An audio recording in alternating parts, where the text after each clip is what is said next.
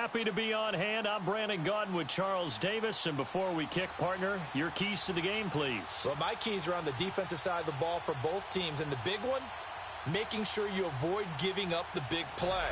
These safeties are going to get tested all game long. Their job, keep the ball in front of them, tackle people, make them run extra plays in order to try and score. Stephen Hauschka now about set to get this one started. And off we go in Madden Ultimate Team. Tyreek Hill on the return.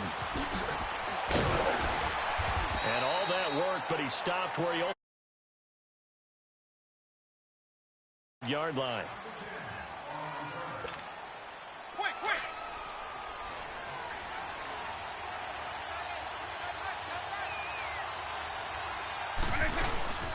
First carry for the Hall of Famer. It's the boss, Jerome Bettis. And he is going to be stopped cold behind the line of scrimmage. It'll wind up being a loss of 2. And that'll make it 2nd and 12. So the opening play of the drive goes backwards. Now they'll come up on 2nd and 12. Now a second down throw for Vick.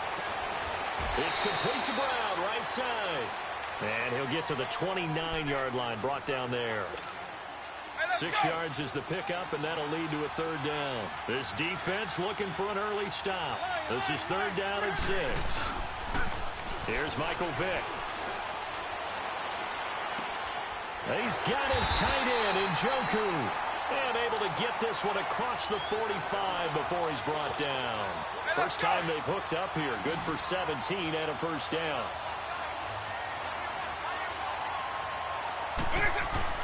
Vick operating on 1st down, eluding the pressure right.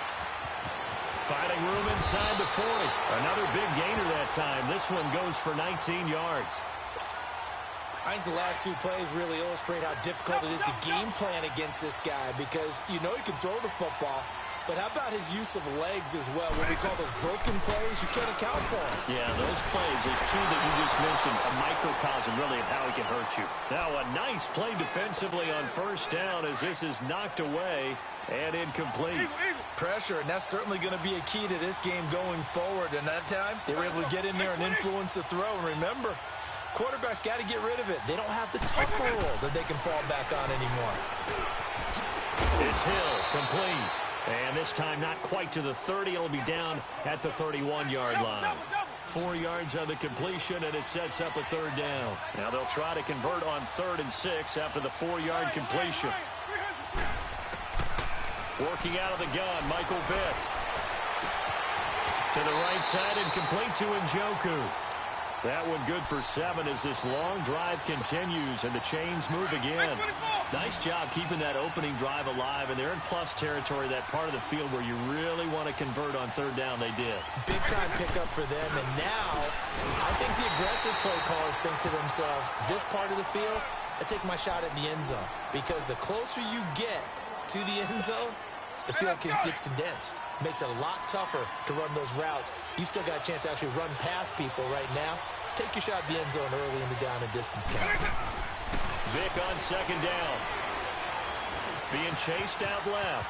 And he slides to avoid the hit. Give him 7 there on the tuck and run, and they're in better shape now for 3rd. Partner, he was going through his progressions. Not there, not there. After about the 3rd one, he decided he better pull it down and run for it. And he slides down and avoids the hit for good measure. And they'll get him down right around the 16. Only a yard on the pickup there, and it's going to leave him with a 4th down. 3rd and 2, and they ran the ball for only 1 yard, and everybody's going to scream at the offense. Let's give a lot of credit to the defense on that play. Defensive front out leveraged the offensive line. They got more people to the football. Yeah, they won that battle in a big way, and they're forcing a big decision now by the guys on offense. So the field goal there caps what winds up to be an 11-play drive. Well, partner, that's a lot of offense to run there to only get 3 points. I just wonder, are they going to recycle those plays because they were successful in getting 3? Or do you go to another section of the playbook trying to find ones that get you into the end zone and get you 6? There he goes, left side. Touchdown,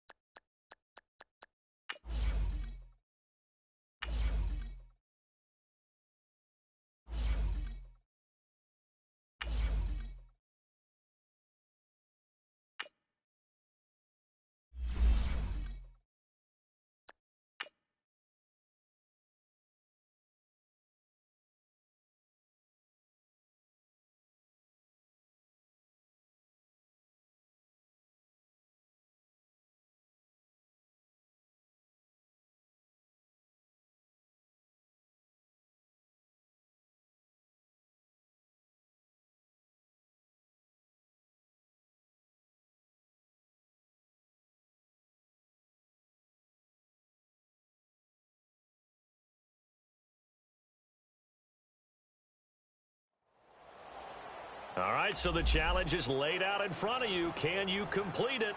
We're about to find out. Solo challenge, Madden Ultimate Team time. Let's go. And now the offense getting set, 1st and 10.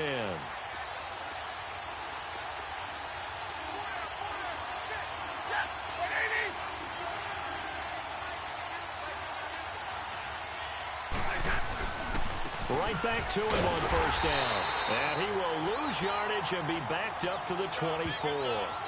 It's a loss of a yard there, and now 2nd down.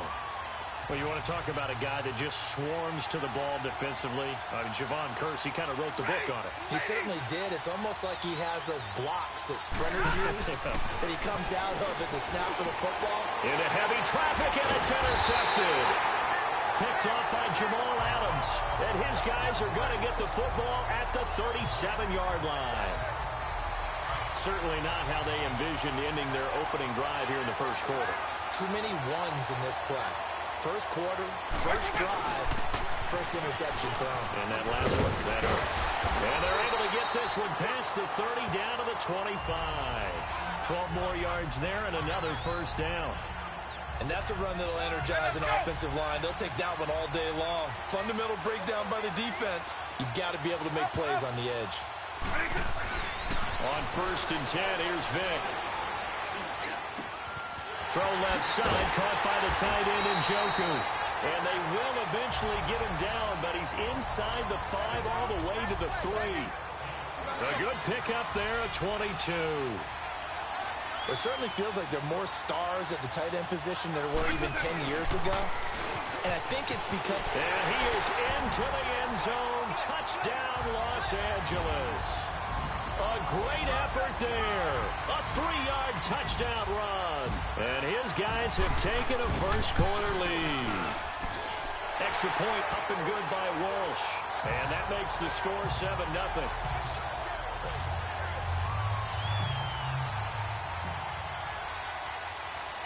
Here's Walsh now to kick this one off.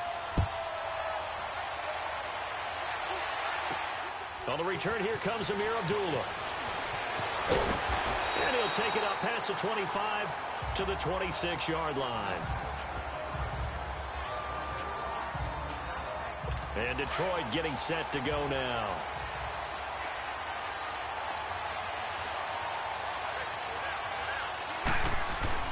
They go play action here on 1st down. And he was hit as he threw it there, and it forces it incomplete.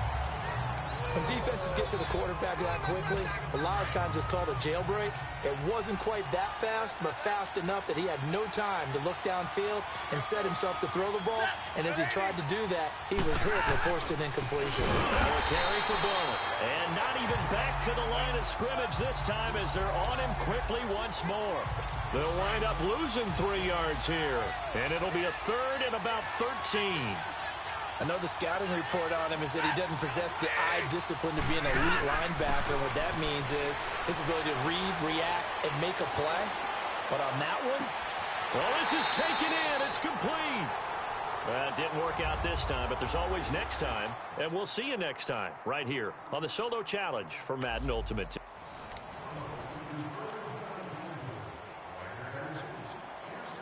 And here are the Lions now as they get set on 1st and 10.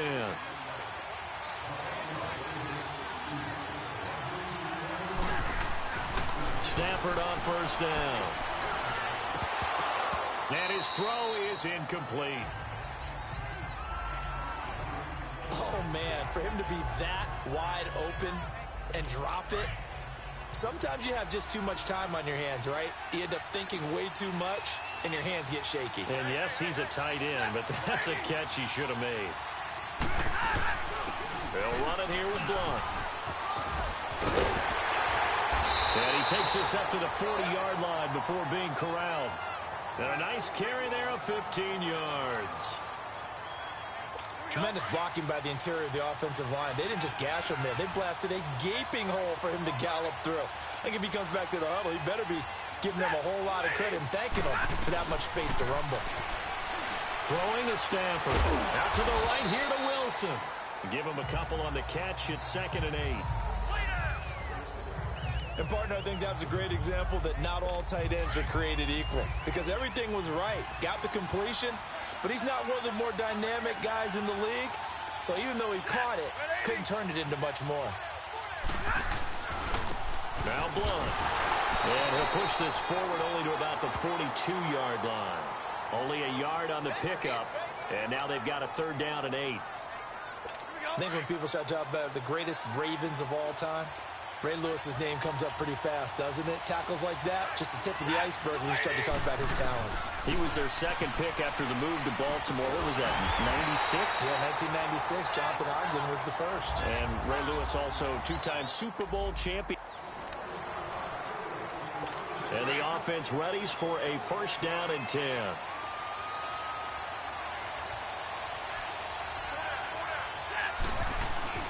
Running game working. They'll stick with it on 1st down. And he's going to be met at the line of scrimmage and taken down. No gain on the play. It'll be 2nd down. That didn't appear to be a run blitz. He just darted in once he saw the run develop. That appeared to be a case of see ball, get ball. Here's Stafford now on 2nd down. Caught by Wilson. And he's brought down, getting this one up to about the 35. Stafford to the former Seahawk Wilson for Lions first. That was a route run not just with dexterity, but with intelligence. Found the hole in the zone, made sure the quarterback saw him, and was able to make the sure catch and put the down marker back to 1. Now the Notre Dame man, this is Theo Riddick. It's a 6-yard pickup, but it gets him to 2nd and 4. That's a strong pickup right there on 1st down, and as this drive goes on, we're seeing an offensive line and running game imposing its will.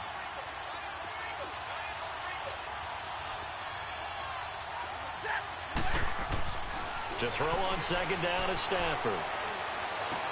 Going underneath to Blount.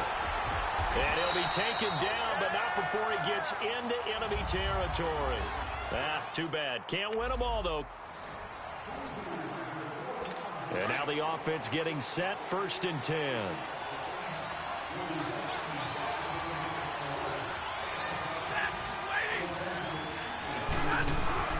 Right back to him on 1st down. And he will lose yardage here back at the 23-yard line. That's going to go as a loss of 2, and it'll be 2nd down. If you're the coaching staff upstairs, you might want to file that play away. Did you see how fast the safety closed on that one? Coming up in run support, made a big-time tackle. Might want to try and check into a pass next time. Yeah, got him for a loss. Really, really great play defensively. And again, the run defense stout this time. He maybe gets back to the line of scrimmage, but no more. And the big fella stuffed that one up in a big way. I think doubling him has to be a priority because you can't move up to the next level if you don't take care of him first.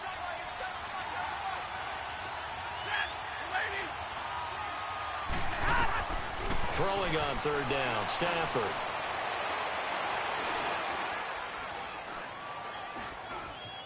Now he'll let it go deep left side. And a shot taken on 3rd down, unsuccessful. 4th down now. Well, that certainly looked like something that they discussed all week in practice getting ready for this one. Take the big shot right out of the gate. At worst, you'll open up the defense a little bit, loosen them up, have them back on their heels.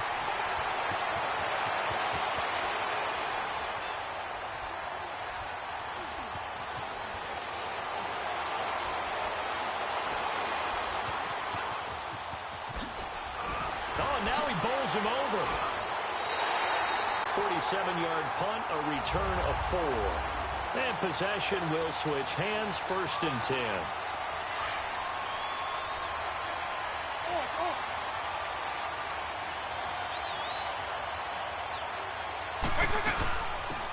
They'll run it now out of the gun.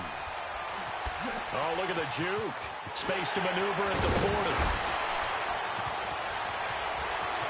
And he's going to... Defenders giving chase, but I don't think they're going to get there.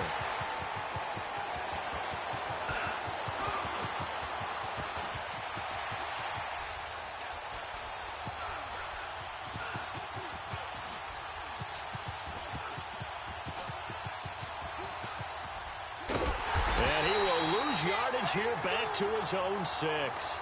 It'll wind up being a huge loss on the play, and that's going to bring up a second at about a mile here. But we all know that the instinct is to fight for every possible yard and try and pick something up. But every now and then, you've got to know when to turn off your instinct.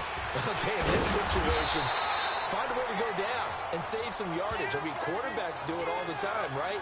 Play up, we don't have it, just take the sack, fight for another down. In this case, though, he kept trying to make something happen, and that loss of yardage, it changes field position, changes everything you're trying to do on offense, really puts him in a bad spot. They'll try a toss here to Bettis. And some room to run now. And they're going to get this beyond the 40 before he's taken down. Good yardage as he rumbles for 24 and a first. So that's what that elbow in my ribs was all about. You thought they were going to throw the ball as well. Absolutely. I think everybody thought they were throwing the football, caught him off guard. Yeah, I'm telling you, when you have the courage to make that type of a play call, a lot of times you actually get rewarded. And he stopped immediately there. Officially no gain on the play, and it's second down. As usual, the hallmark of a good run defense, linebackers making plays near the line of scrimmage. Absolutely nowhere to run there. Now they'll run it on the toss. And he'll be taken down, but not before he gets into enemy territory. It's a gain of 11 yards that time, and it produces a new set of downs. That's a lot of beef thundering downfield off of the toss play, and it takes me back to when I was a kid and watching USC play.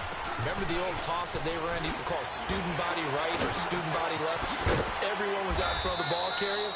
In fact, one of their favorite plays, it was called roast stem right or roast stem left, depending on the formation. 28 toss. And 28 toss was their bread and butter. Despite the blitz, they're still able to pick up a nice solid gain. The disadvantage of blitzing often alters the normal spacing and run fits and leaves creases like they were able to exploit right there. He could muster only a yard there, and they'll be left with a third and very short. Pretty good job defensively. Thought he was going to get it, but they knew where that marker was, and they stopped him just short of it. What it does is emphasize that strategic football and situational football is not just played on the offensive side, is it? Defense understanding, as you noted, where the first down marker was and making sure they didn't get there. Play number 7 coming on this drive. It's 3rd and inches.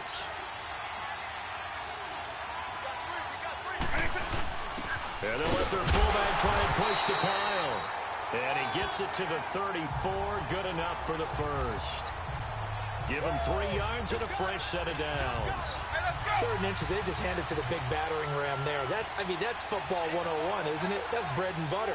Turn around and hand it to the big fella and let him get forward for a first down. A run. This is Bettis. Touchdown, Allen! A great play there. 34 yards. And his guys are able to strike for 6. Well, partner, that was another explosive run, and one thing I've learned in our time in this game, yes, the offensive line has to get a lot of credit, but for big runs to occur, the wide receivers have to block well downfield. And then you have to have a good guy carrying the ball too, right? Oh, without a doubt. You need that difference maker lugging the rock. Walsh adds the extra point, and it's now a 7-0 game. That time, a 9-play drive. And the last play, a really nice run that culminated in the touchdown.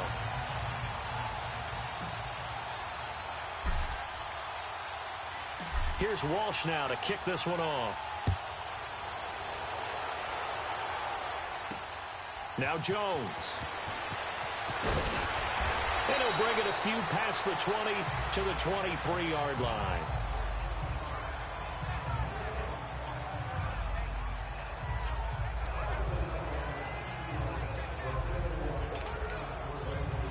Stafford and the Lions now have it 1st and 10 at their own 23.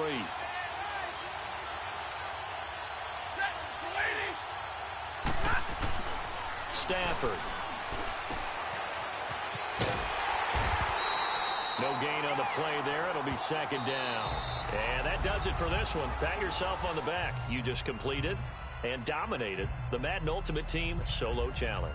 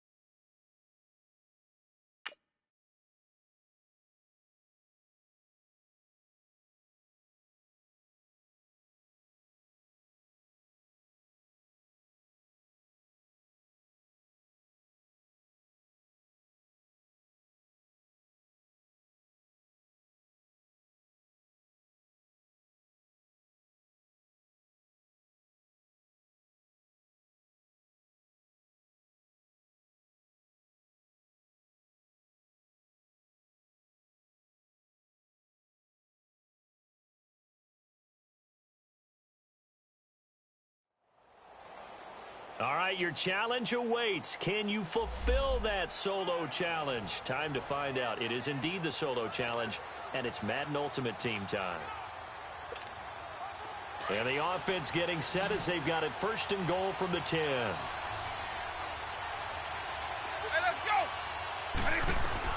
A first down throw coming for Vick. And this is caught. He's got it. Touchdown, L.A. Randy Moss, a 9-yard touchdown ground. And his guys are going to add on to their lead. I wonder if he changed anything on his play sheet or they just executed better. Because they had 2 previous drives that ended in field goals. Before this one, they finally were able to put into the end zone. Well, whatever he did, speaking of the offensive coordinator, might be using that formula going forward. It worked there. Yeah, it works very well. He and his field general in pretty good sync right now. They're starting to move the ball well. So that does it. Put this one in the books. A successful Madden Ultimate Team solo challenge. See you next time.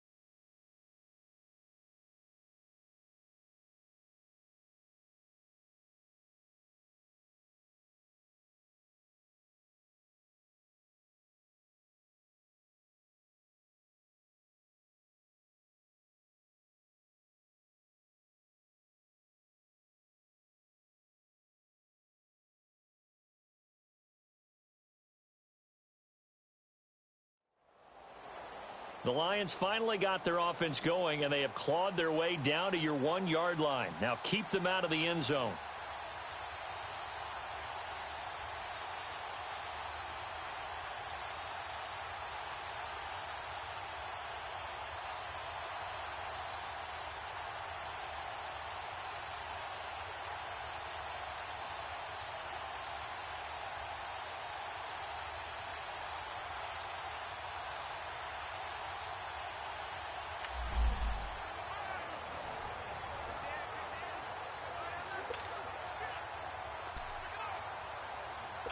And the offense getting set as they've got it 1st and goal from the 10.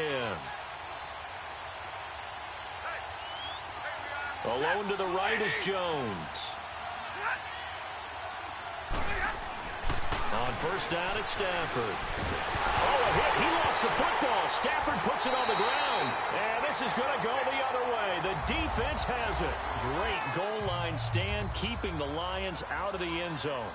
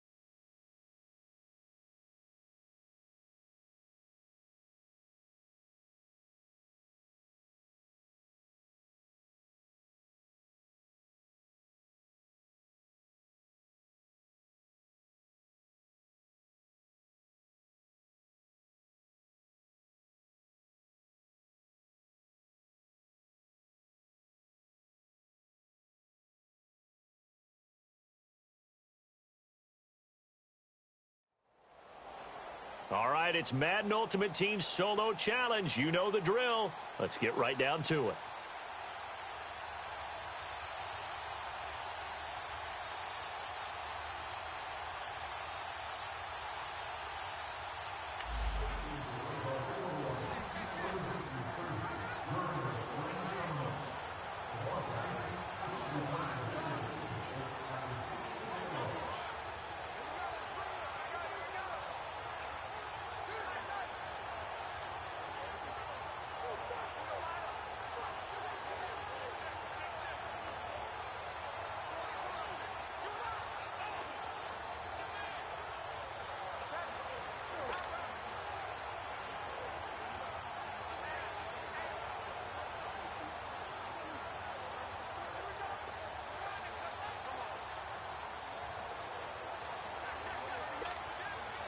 First down and 10 now for the Dragons offense. Play clock down to 2, and we get a signal and a timeout. It's just their first, so 2 remaining as they burn one here in this third quarter. And we are back here. I'm Brandon Gaudin alongside Charles Davis. So the offense takes a timeout, and now we're set to get going. They'll run it now out of the gun. And he'll work his way across the 30 to the 32. A solid run on first down. Gain of 7 leaves him with a 2nd and 3. They're trying to show that they can run the ball and protect this lead. Give it to the backs, play a little bit of keep away, don't you think? And that's probably a good philosophy at this point. Going to make that defense stand up and stop them. Now they'll run it on the toss. Room here to run. And now off to the races down the right side. Touchdown, LA. And that does it for this Madden Ultimate Team Solo Challenge. You did it. You defeated it. Congratulations. We'll see you next time.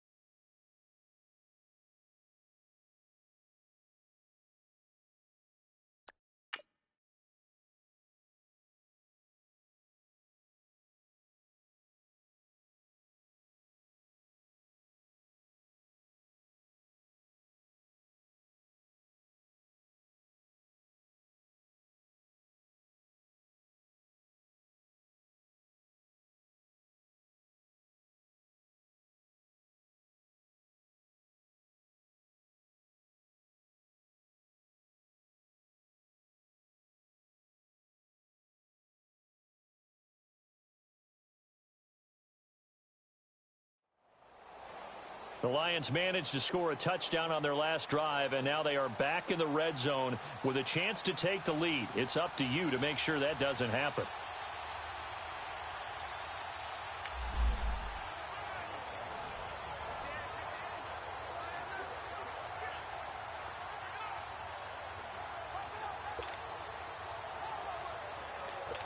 And here are the Lions now as they get set on 1st and 10.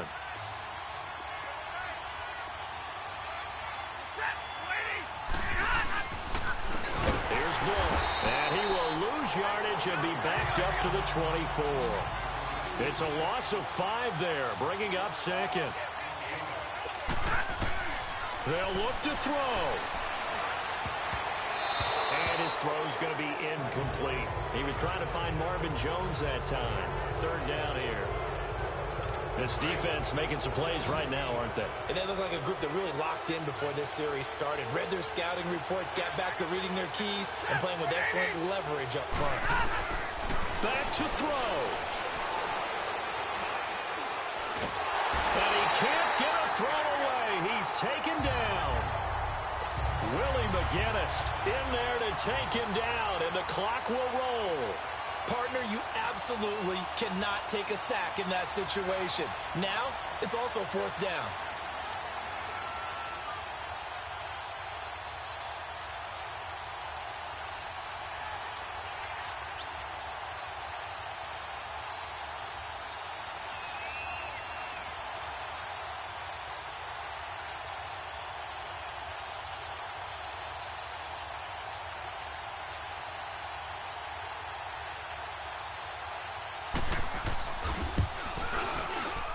And Prater's kick is on the money. It's good.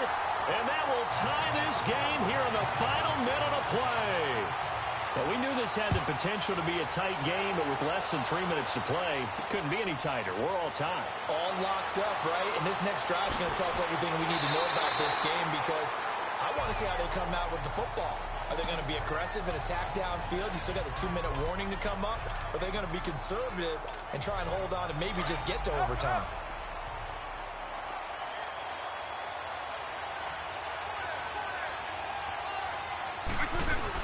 Here's Vick. Out to his left. And his throw's going to be incomplete. He was trying to get it to his tight end, David Njoku. And that'll bring up 2nd down. Nice play there to force the incompletion. And to me, one thing's for sure.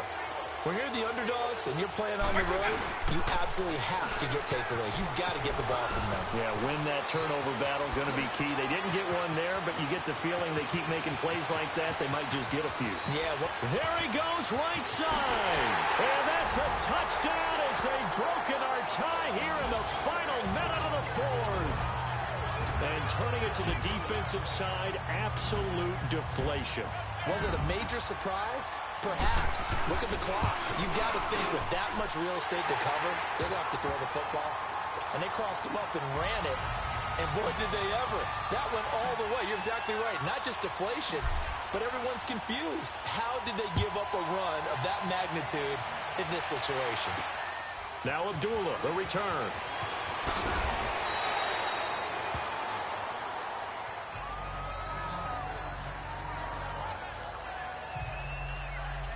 The Lions offense, they get ready to head back onto the field. One possession game, time very much a factor. How does the offense handle this situation? Well, in a lot of cases, they should be somewhat relaxed. And I know that's counterintuitive because this is a pressure situation. But this is Friday practice every week of the season. You go over this situation, having to go downfield, limited timeouts, got to get out of bounds and keep the drive going and set yourself up. Defensively, you can't just lay back and let them do whatever they want. So it is a cat and mouse deal here. How much pressure will the defense bring and how much pressure can the offense handle? We're going to find out. Stafford to Jones, enough for a Lion 1st down. Well, how about keeping your head about you in this situation? No more timeouts. Finds a way to get out of bounds.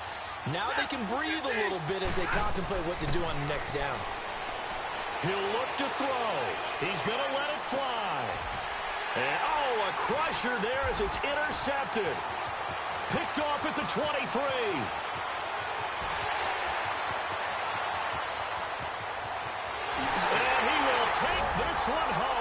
Touchdown.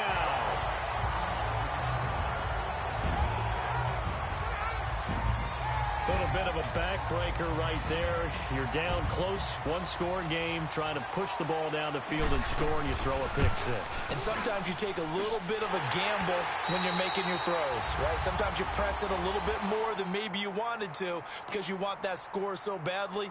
In this case, it cost them. Congratulations on racking up another win.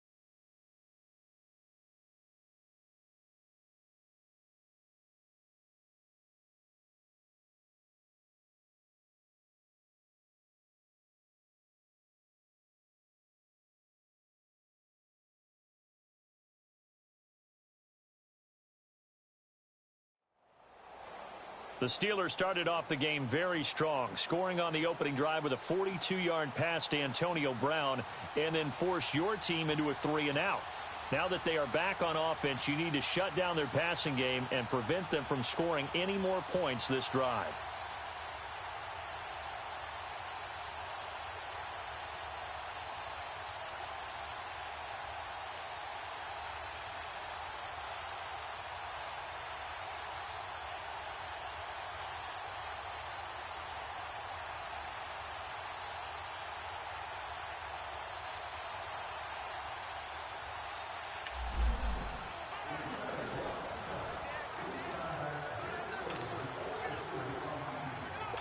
And the Steelers, they're ready to rock on 1st and 10. Set. Now a play fake here on 1st down.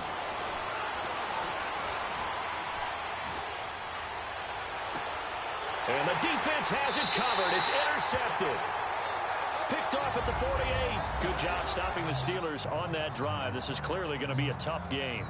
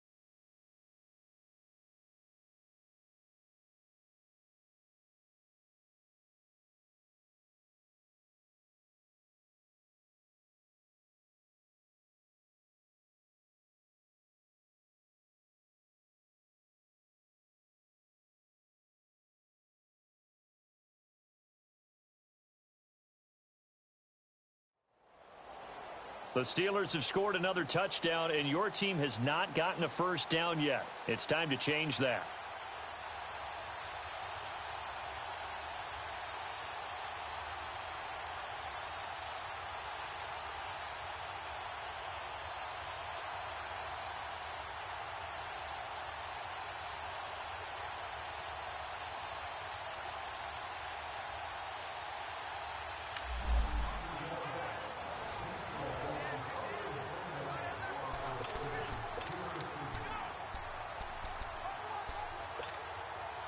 And the offense readies for a first down and 10.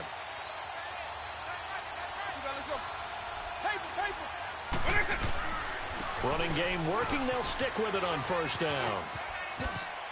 And some space here.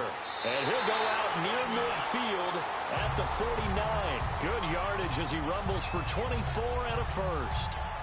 I know that play went to the left side, and that's what it was designed to do, an outside handoff there. But how about the whole offensive line being involved? Seal the left side where the play was going, what they call play side. But how about on the back side? Just taking care of business to make sure no one can get there and disrupt it. Is the biggest key to left tackle? Without a doubt. Control that edge. Get out there. You want that left tackle, or if you bring your tight end over there, either way, control the edge of the line of scrimmage, you got a chance to rumble. 2 minutes to play here in the first half. Back with more after this. A reminder, coming up at halftime, Jonathan Coachman will join us from Orlando with our halftime report. But business to take care of before we get there. A 2-minute drill before the coach's 2-minute drill.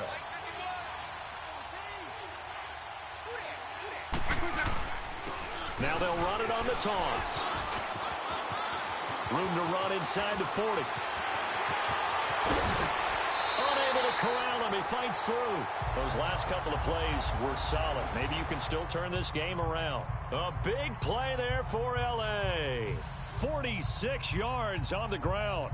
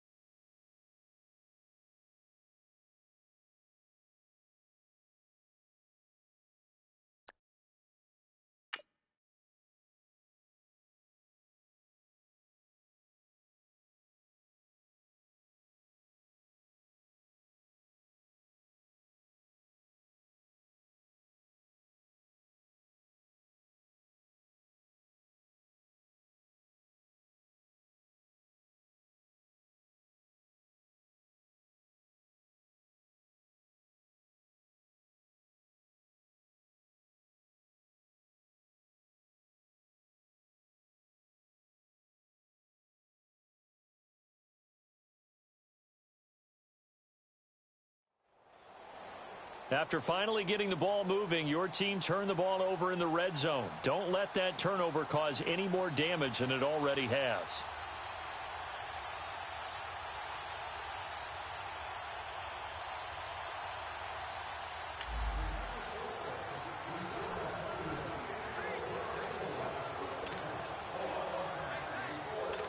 And now the offense getting set, 1st and 10.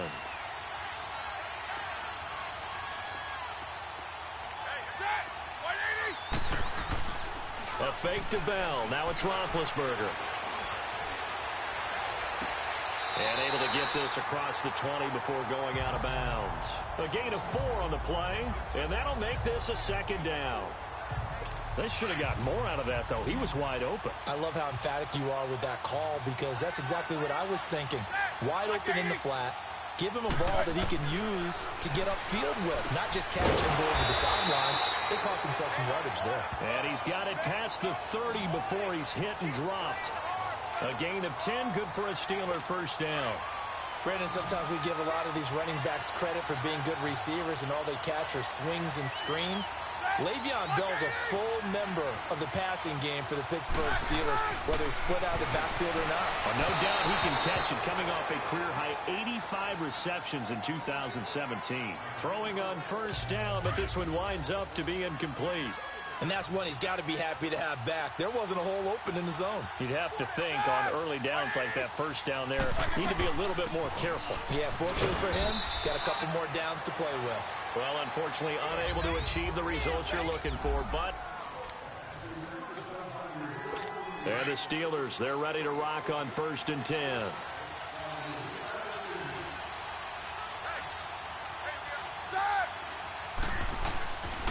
Now a 1st down carry by Bell. And not a whole lot to speak of there as they'll bring him down shy of the 20. In on the stop, Willie McGinnis. Nice job by that defensive front there to hold him to a short gain on 1st down. Well played, I must say. Yeah, only getting 1 yard. There was no room to run. On 2nd down, it's Bell. And he'll find some space up to about the 25. Give him 6 yards on the carry. It's going to be 3rd and 3 now. I think we can safely say that those types of plays are the backbone of this offense. We know not every run's going to be a big hitter, but you know they'll take that type of result on each and every attempt. They'll try and run for it with Bell. And they're able to get this one across the 35. A gain of 10, good for a Steeler 1st down. Just about every coach we talk to says the crowd shouldn't affect us. That shouldn't be an issue. And then the next breath they talk about taking the crowd and taking them out of the game by picking up 1st downs and keeping them at bay. I think we just saw an example of that there, didn't we? Important to do, especially early in the game like they have. Oh, and a bad throw there. It's intercepted. Picked off by Ryan Shazier. And he's able to get it back here to the 43-yard line. Excellent job getting the ball back. Mission accomplished. Things could have gotten a lot worse after that turnover.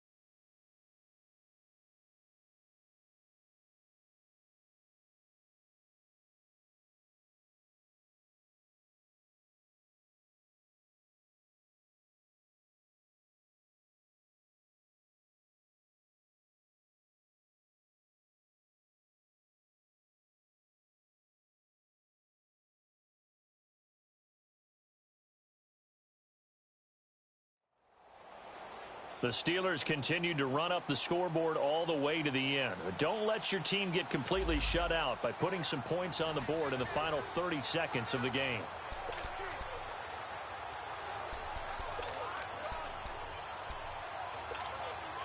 First down and 10 now for the Dragons offense.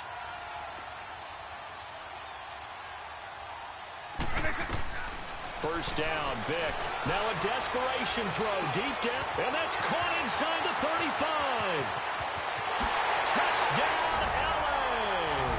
Well, it wasn't pretty, but at least you did not get shut out. So there's that. Now, let's just hope things go better next week in Atlanta against the Falcons.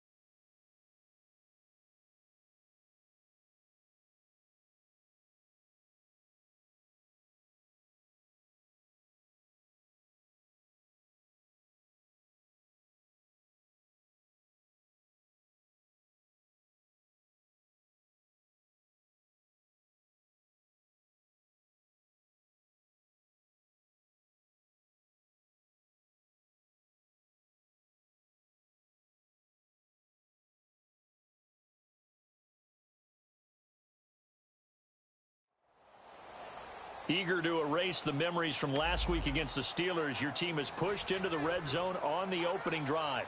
Capitalize on that fighting spirit and be the first team with points on the board.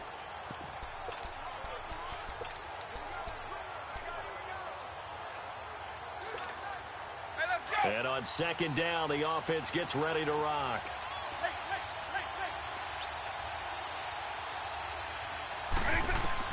Now a second down throw for Vic. And this is caught. He's got it. Touchdown, L.A. Great start. You're well on your way to recovery from last week's loss to the Steelers.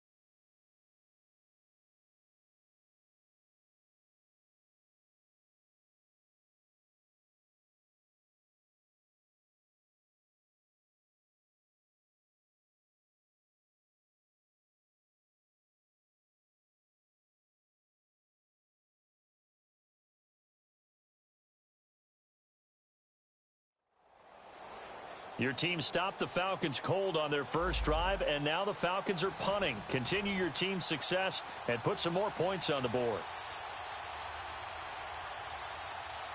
Here's Matt Bosher now as he's on to punt for Atlanta. He's been a busy man here in this first half as he gets it away. Now Sanders.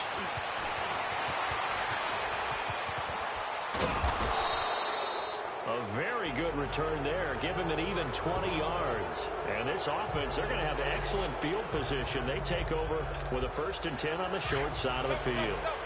So they'll come up 1st and 10 now from the 33. So here's Vic following the interception. He's going to launch this thing. And this is caught. He's got it. Touchdown, L.A. Really great job racking up points early in this game. Randy Moss, 33 yards. And his guys find a way to...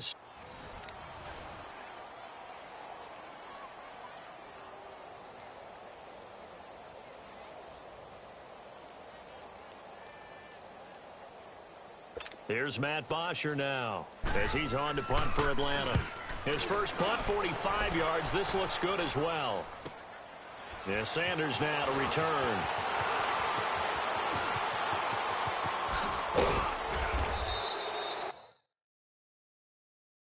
It's a nifty return of 29 yards. And the offense will take over with a new set of downs.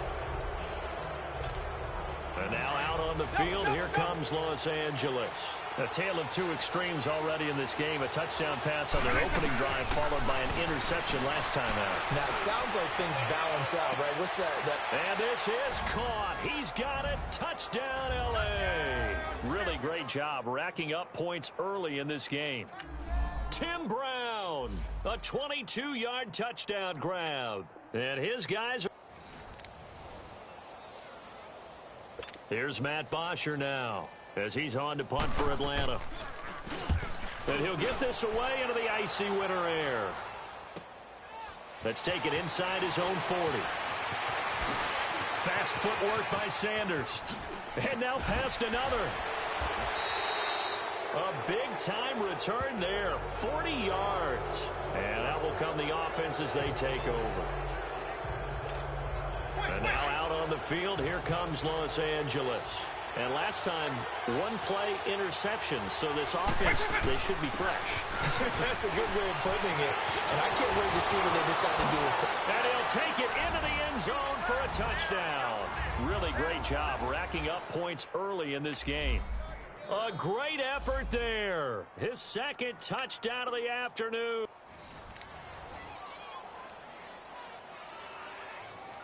Here's Matt Bosher now as he's on to punt for Atlanta. And he'll take it on this side of midfield.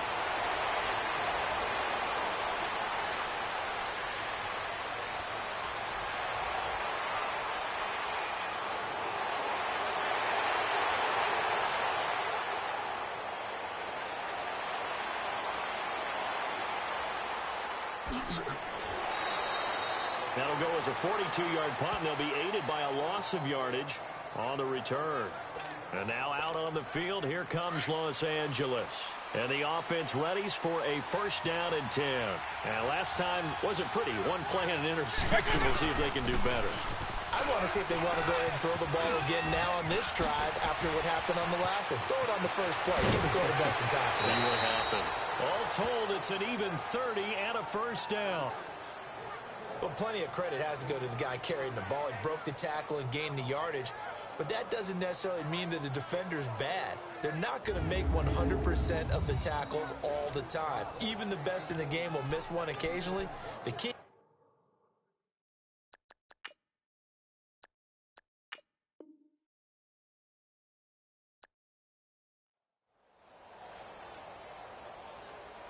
Here's Matt Bosher now as he's on to punt for Atlanta.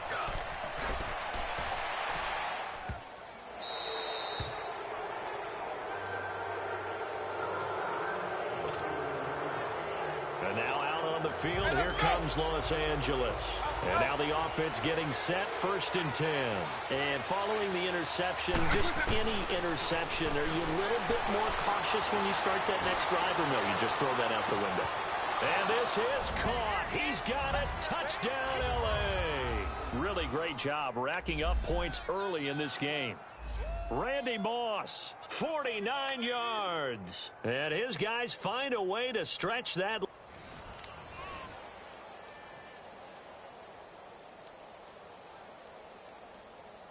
Here's Matt Bosher now as he's on to punt for Atlanta.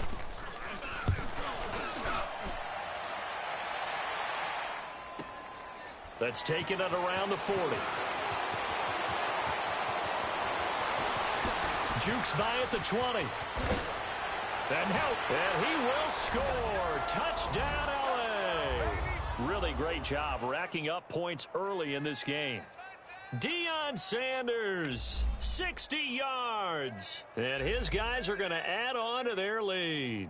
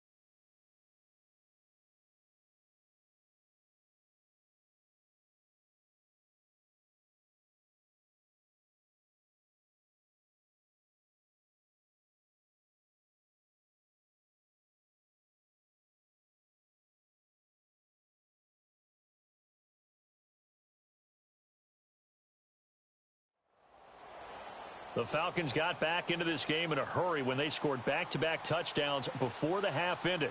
Now put a stop to their momentum by completely shutting down their offense this drive.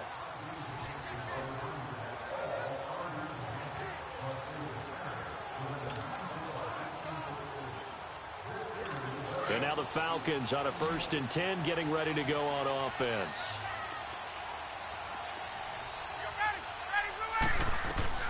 Now Ryan on 1st down. And he's got the rookie from Alabama, Calvin Ridley. Not the results you wanted, but the good news, practice makes. And the offense readies for a 1st down and 10.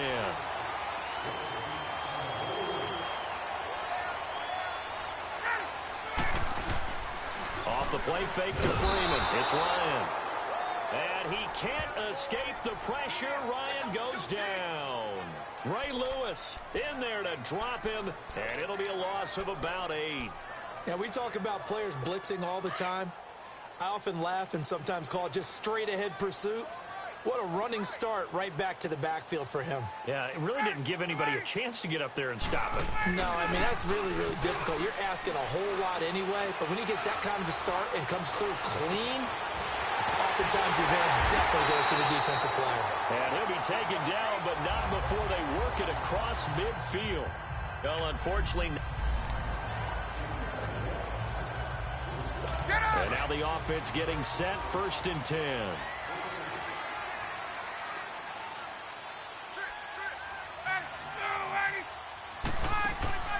A fake to Freeman. Now it's Ryan. And his throw here is incomplete. The Pro Bowl wideout Julio Jones is intended receiver. And now it's 2nd down. Had an open man that time, but ended up putting a little too much heat on it, don't you think, partner? Absolutely. Just needed a touch more air under it. Instead, he fired an absolute bullet. Again on 2nd and 10. It's Ryan. Throw right side, caught by Ridley. It didn't work out this time, but there's always next time. And now the Falcons on a 1st and 10 getting ready to go on offense.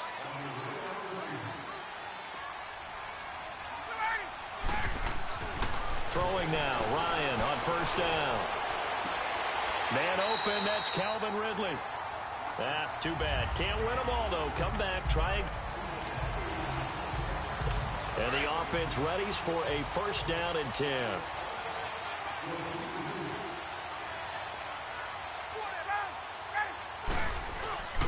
This is Freeman on 1st and 10. And he will lose yardage and be backed up to the 24. That's going to go as a loss of a yard, and it'll be 2nd down. I know when I was a kid, I always got real excited when I saw those lateral-type runs. But the best backs that made it happen, they put a foot in the ground and just go. That didn't happen there. That play got swallowed up. And he'll wind up losing yardage here back at the 21-yard line. It'll be a loss of a full 3 yards there, and it also brings up 3rd down.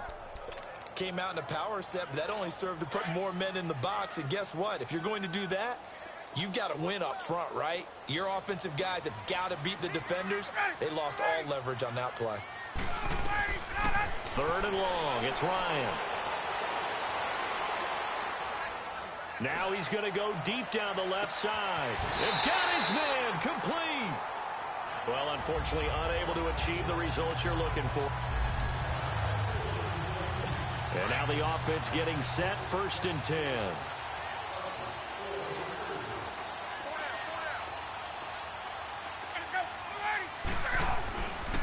Ryan on the handoff. It's Freeman. And he will lose yardage and be backed up to the 24. It's a loss of a yard there, and now 2nd down. Anytime you call an inside running play, you just know there should be a lot of congestion there. You're counting on your offensive line to take control of the line of scrimmage. That didn't happen in this case, and that play got bottled up. Now Ryan on 2nd down. Ryan hit, and he lost the football. And the defense says they have it. Yes, they've got it. Incredible. Not a single yard allowed for the Falcons on this drive.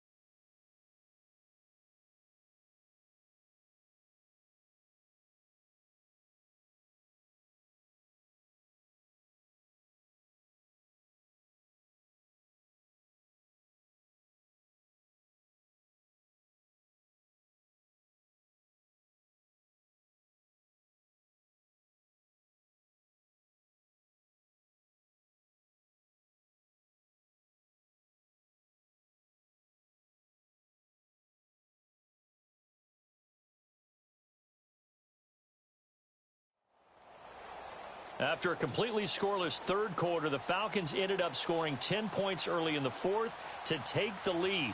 Narrow their lead as quickly as you can.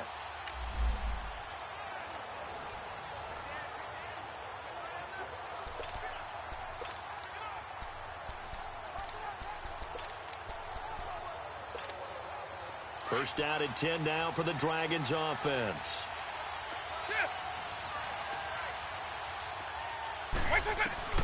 Vic to throw. He's going to let it fly. Oh, and that's caught inside the 35. Touchdown, L.A. It was a valiant effort, and you came close, but the Falcons still ended up escaping with the victory. You only have one game left in the regular season to turn things around and snag a wild card slot in the playoffs.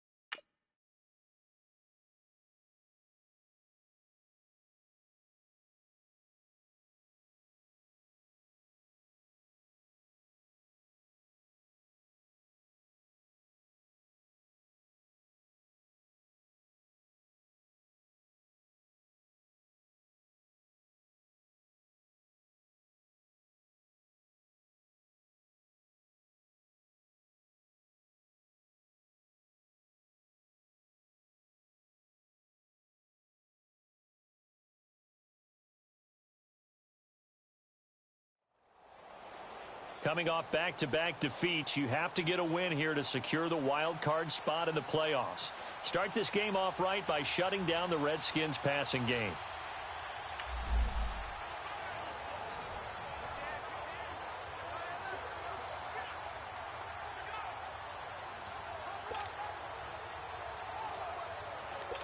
So 1st and 10 for the Redskins offense as they get ready.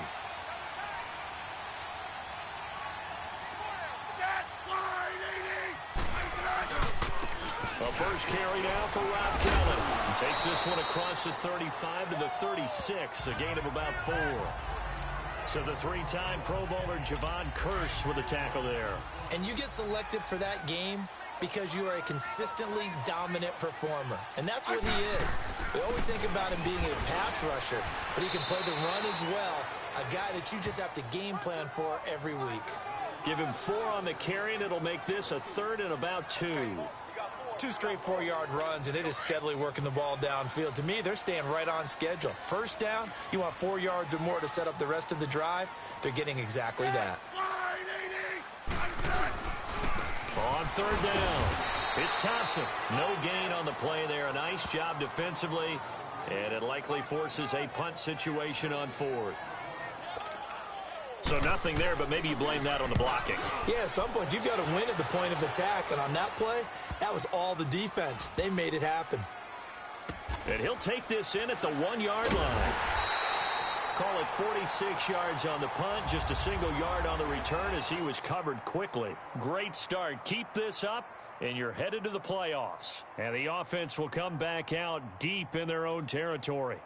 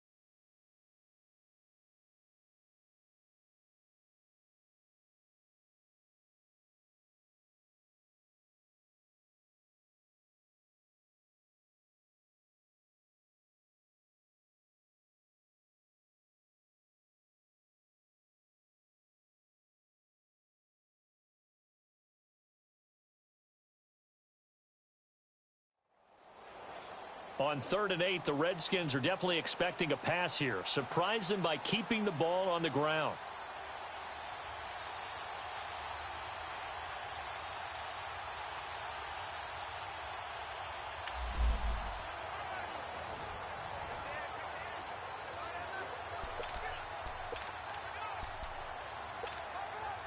And the offense readies for a 1st down and 10.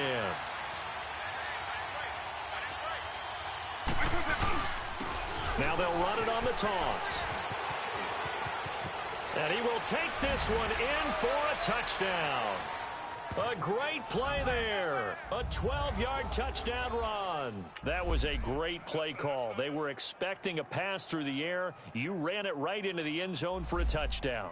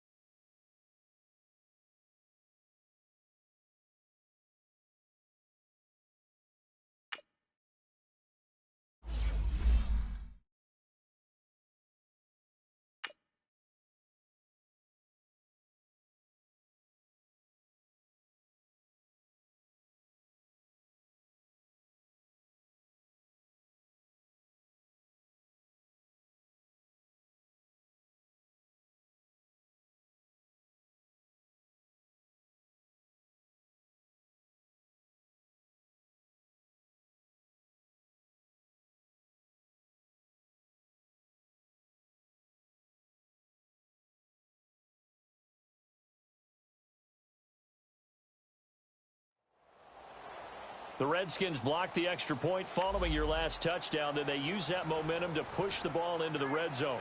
Keep them from capitalizing by stopping them from scoring any points. And now the offense getting set, 1st and 10.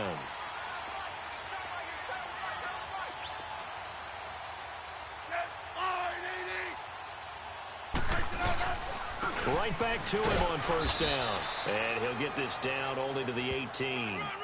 Calais Campbell on to stop. Now that's the type of play that'll fire up the defense. Hold them to 1 yard on a 1st down run. It'll be interesting to see if the offense decides to press the run at all, or if they'll abandon it now after gaining only 1 on that play. They'll try the air now with Smith. Crowder's got it over the middle. Now the ball comes loose. And does the defense have it? They do, says the referee. We're going the other way. Despite the Redskins already being in field goal range, you managed to stop them from scoring. Now the playoffs are so close, you can almost taste it.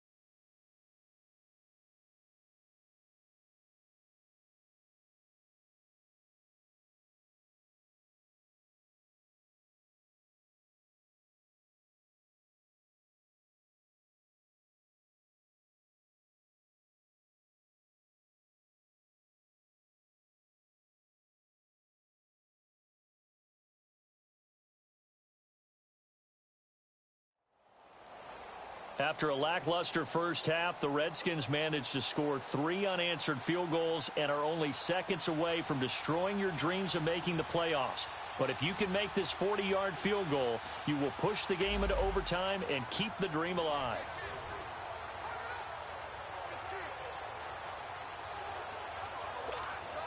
So on 4th down, out trots the kicker in a big spot here. With 3 seconds to go, if it's good, we're off to overtime. And it is good. Oh, that one looked to be in trouble the whole way, but it does get over the bar. You did it. The field goal is good. The game is tied. We're headed to overtime.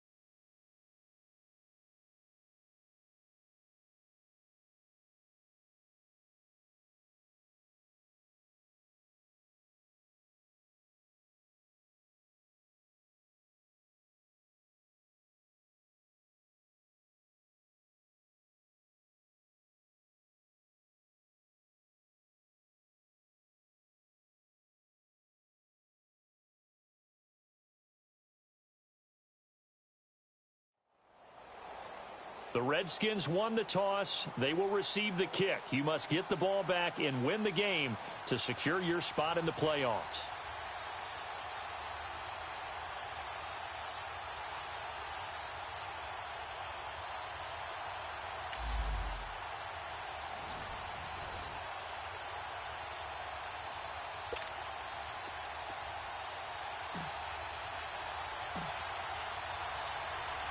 So a tie ball game here as the kick's away. Short kick. One of the up middle take it down. An excellent field position here as this drive will start on the other side of the 50-yard line. Now that was an excellent return to start overtime. So do they get crazy and attack the end zone and try and get the 6 points to end the game? Or do you just play it to where you kick the field goal and put the game in the hands of your defense?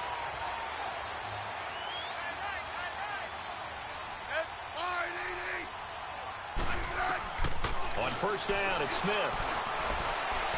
His throw incomplete.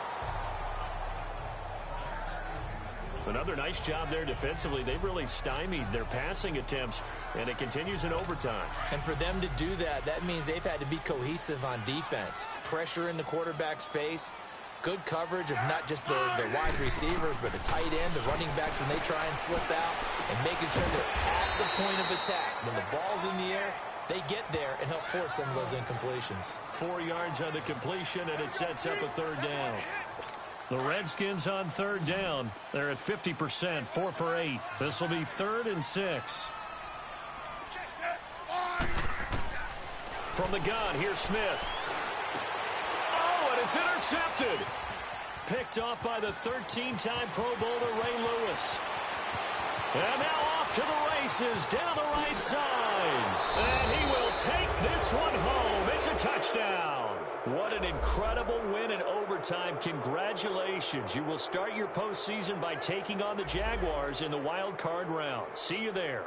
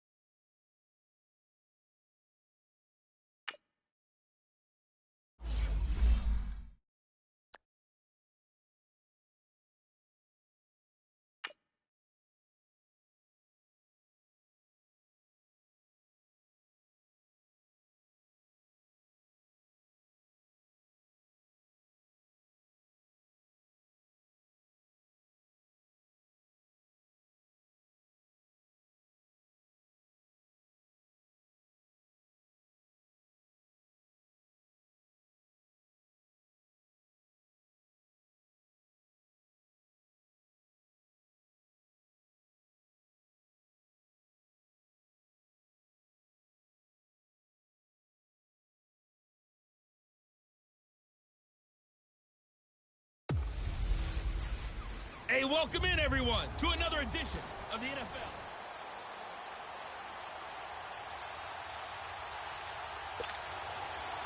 The Jaguars have Josh Lambo out there to get us started. And here we go. We're underway in Madden Ultimate Team. Tyreek Hill set to return it. What a spin. And good starting field position. He'll get this one all the way up to about the 35-yard line. First down and 10 now for the Dragons offense.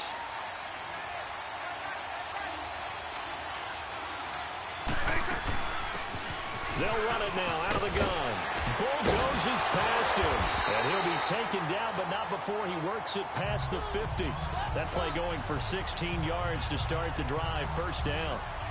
How best to describe that one? I'd say right down Broadway on that run. A straight ahead running. I think that might be something we see a lot of between the tackles today. Well, he's enjoying things so far here this afternoon. Sees a crease and bursts through it for a solid gain.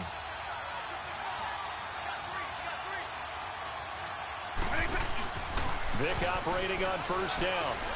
Throw left side, taken in by Hill. And he is tackled inside the 40, not quite to the 35. 12 yards there as they move the chains. I like watching the wide receiver screen because it's a real teamwork play. Because guess what? The guy catching the ball, he'll get all the credit. But how about the people up to block in front of him? Either fellow receivers or offensive linemen. That makes that play a really nice timing play, and sometimes it can break big.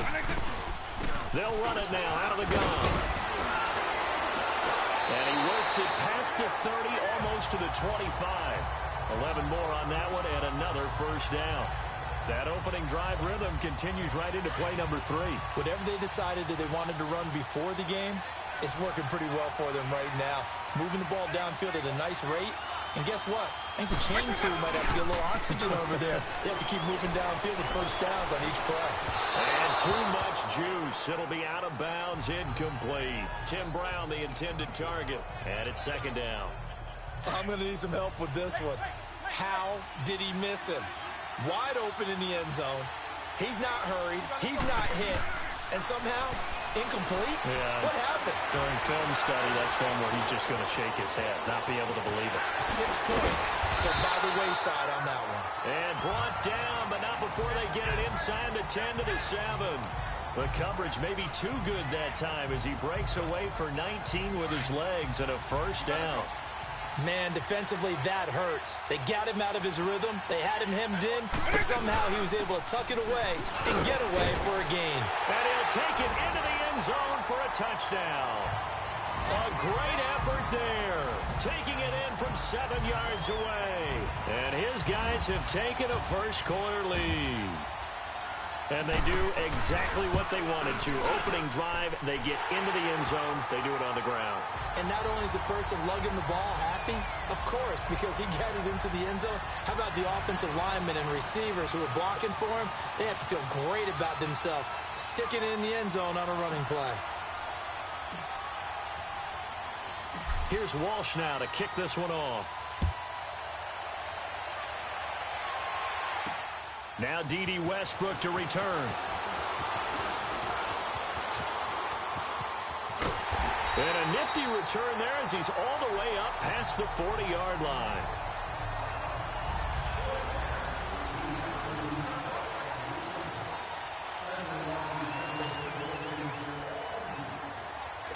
Bortles leads the Jags up 1st and 10 at the 41-yard line.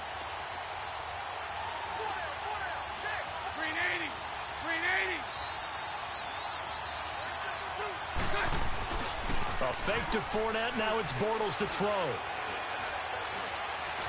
Buying time to his left. And right away, he lost the football. And it'll be a turnover. This is going the other way. When I see a play like that, I come back to risk-reward. I don't know about you, but is it worth it at that point, whatever you're going to pick up, to either take the hit, and in this case, lose the football? So should have gone down. I mean, hindsight's always 20/20, but that's the safe play. You're exactly right. Hindsight's really never wrong, is it? Because you can analyze it, but I think ultimately you got to look at it as a first option, taking care of the ball, getting what you can, and that's it. Don't worry about it anymore. Meanwhile, they take a shot to start the drive, but this is going to wind up incomplete. What I loved about meeting with these coaches before the game was we didn't even have to ask any questions. They told us that they were going to be aggressive and push the ball downfield. They weren't successful on that play. They look for them to try to get touchdown, LA! A big play there with his second touchdown in this opening quarter. And his guys find a way to stretch that lead. And a pair of rushing touchdowns now for him in the first quarter. And I'm liking what I'm seeing from his big guys up front because they're winning the leverage game. How many times we talk about low man wins, right? Move the defensive front aside, create those gaps and holes. He's found his way through them for 2 touchdowns. And after both of those touchdowns, he went right up to that O-line and hit each of them on the helmet. He recognized it. That's a smart man. You know what else he should do? If this continues, take them all to dinner. Here's Walsh now to kick this one off. This will be taken about the 12. And a nice return sets him up pretty good here at the 30-yard line. Here comes the Jaguars offense as they get set here. Already down 2 touchdowns here in the first half. This becomes a pretty important drive, doesn't it? It certainly does, and a lot of teams script plays. We know that, right? They have a script to start the ball game, and typically those scripts go between 12 and 24, 25 plays. Down 2 touchdowns early, probably not very deep into their script. I think that they'll stay with it. I don't think they'll abandon it just yet and try and generate some offense on this drive. Anything, at least 3 points. He rifles one that's intercepted. Picked off at the 40. And he'll get this back to the 32-yard line. Yeah, he's just trying to throw this ball into the hole in the zone, but those windows can open and close quickly, especially in the middle of the field. So if the timing's not right, we'll see interceptions like that one right there. They go play action here on first down. He's going to loft one deep left side here. So they took a shot on first down but couldn't connect. One of the toughest things about playing defensive back is pattern reading, trying to figure out what they're doing. And on that one, they had to fly, just sending a guy downfield with the in route accompanying it, what people call a dagger route, trying to hit the guy underneath after the clear out. In this case, though, they're not able to get it done. And he will take this one in for a touchdown. David Njoku, 32 yards. And his guys are going to add on to their lead. Well, Brandon, if we go back to our meeting with the offensive coordinator, he showed us his script. Didn't show us everything now. He said, here's the script for the game. I think everything's going according to plan in a big way. 3 drives, 3 touchdowns. Yeah, that's about as good. That is as good as you can do, I guess. So, well done. Yeah, well done indeed. Tremendous execution. The long touchdown pass gets him 6 on a very, very tidy 2-play drive that time. Here's Walsh now to kick this one off. Very short kick. This will be taken by one of the up men. And they're going to have really good starting field position here as that's taken up close to the 40. Here comes the Jaguars offense as they get set to go again. And job one here, Charles, just keep possession of the football. 2 drives, 2 turnovers to this point. You're exactly right, Doctor. Hippocratic oath. First, do no harm. And right now, they're harming themselves on offense. I like that. No one is mistaking me for a doctor, though. But thank you, Dr. Davis. Give him a couple on the scramble. It's second down.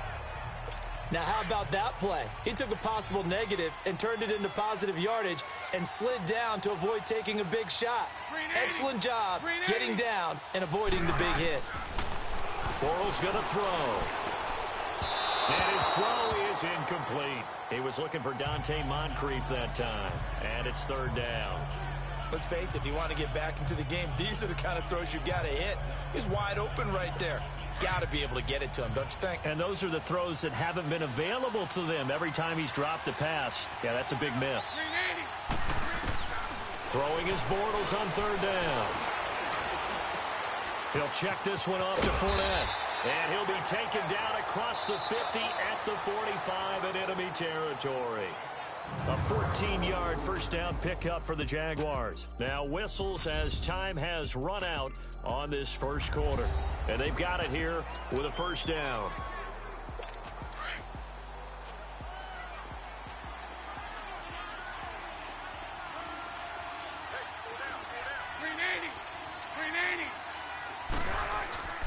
Bortles on the give to Fournette. And an alley to run. And he's corralled, but not before getting it inside the 35.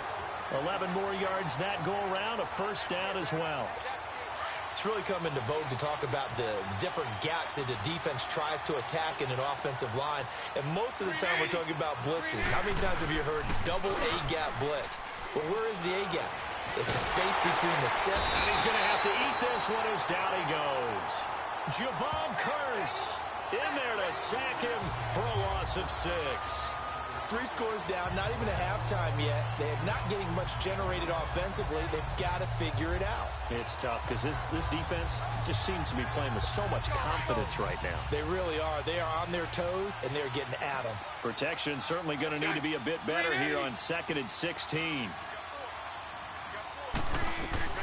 From the gun, it's Bortles. Looking left sideline, but it's incomplete. Marquise Lee, the intended target. And now it's 3rd down. This defense has been very disruptive early on as they force another one to go awry. Seems to be the front and the back end. Pass rush, they've been able to get home, and they're taking the ball away in coverage as well. I love how you put it together. The front and back working in sync, only way to play good defense. Throwing is Bortles. Into double coverage, and it's intercepted. Deion Sanders, the Hall of Famer, with a pick. And now look at him go. 30, 10, and he will take this one home. It's a touchdown.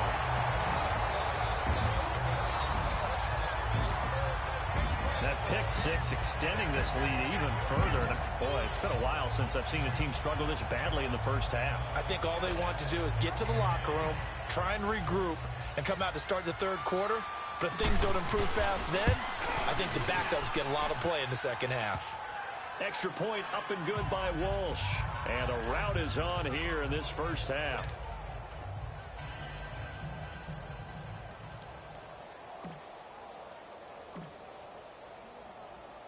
So they'll get another shot on offense following that pick 6. And now the kick is away. With it on the return now, here's Westbrook. And he'll take this one near the 25, call it the 26-yard line. Getting set to go again, Blake Bortles marches back onto the field with his offense. Bottom line, he's got to figure things out. He's completed 3 passes, but 2 of them have been to the wrong team so far. And when we talk about the best quarterbacks, we're usually talking about touchdown to interception ratio, aren't we? And 2 to 1 is acceptable, but the top line guys, 3 to 1 or better is what they're looking for. Now we're talking about interceptions versus completions. That's not a ratio should ever be in any discussion. We just saw another example of how the defense is winning this game. Really at the point of attack, the offensive line is just getting pushed around. I think now as a play caller, you got to give them a little bit of help. Maybe keep your tight ends a little bit more. Maybe the running backs help you a little bit with the pass blocking. But you've got to help them get some confidence because you can't abandon the play calling right now.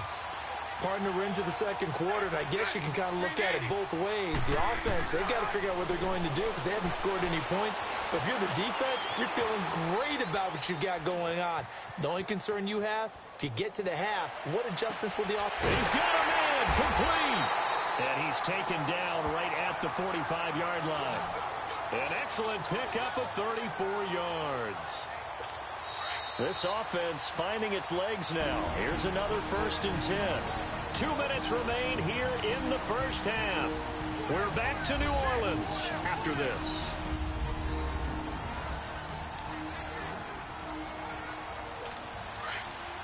We remind you that coming up at halftime, Jonathan Coachman will be alongside. He'll have highlights and analysis from Orlando of this first half of action. Bortles. He'll set up the screen to Fournette, and he'll get nothing out of that one. No gain on the screen there. It's 2nd down. Now they got to get to the line quickly. Bortles to throw on 2nd down. And incomplete on the deep ball. The intended target, the tight end, Austin Seferian-Jenkins. And it's 3rd down. It's been my observation there's been a nice variety of play calling defensively. You and I often talk about an offense's ability to keep a defense off balance with what they're doing. I think the converse has been true in this game. Yeah, I think you're right. They seem to have gone off tendency quite a bit. But over the 2nd quarter, a lot of time to change things. 23 yards on the play.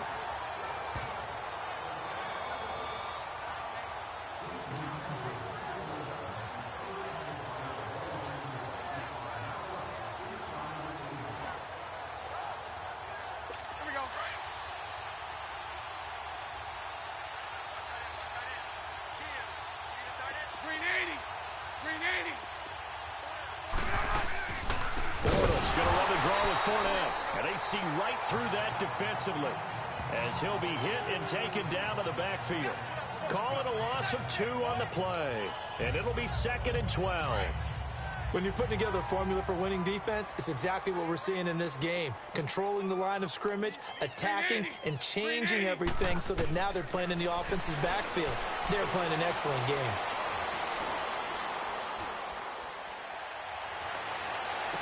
That's going to be caught. And they are able to stop him, but he does take it all the way to the 2. And now before this first down play, we're going to get a timeout here, as the clock's going to stop with 47 seconds to go in half number 1.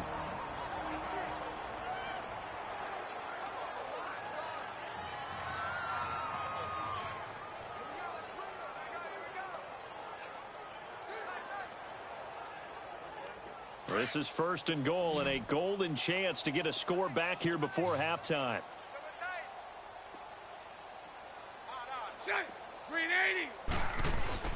To throw, it's Bortles. Throwing over the middle, but it's incomplete. Well, one thing that I've liked defensively is that they've shown them a lot of different looks here in the first half. They've come after them. They've sat back. I think that's what you need to do to keep an offense guessing. And they certainly have kept them on their toes. That's why they haven't had much success on the scoreboard. They come out here in the eye. They'll try to punch it in with Fournette. And he is met in his tracks behind the line of scrimmage. And a stoppage here, a timeout before this 3rd down play takes place, as they'll stop it with 40 seconds remaining in this first half. So 2 of 2 on 3rd down conversions on this drive, and now they face a 3rd and 3 here.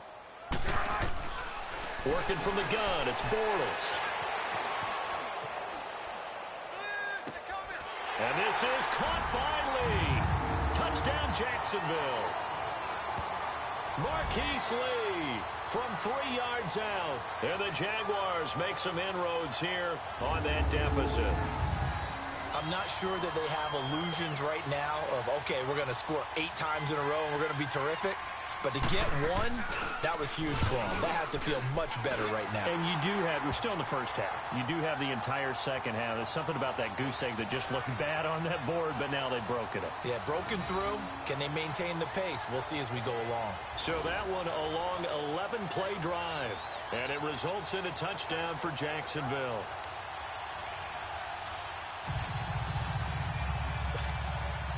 Here's Lambeau out to kick this one away. This will be fielded at the 6. And he's all the way up across the 40 and down at the 42-yard line. Great return. Any return that gets you to midfield is a great return.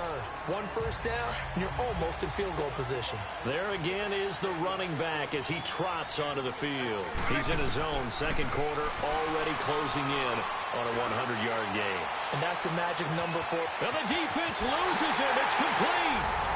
Touchdown, L.A.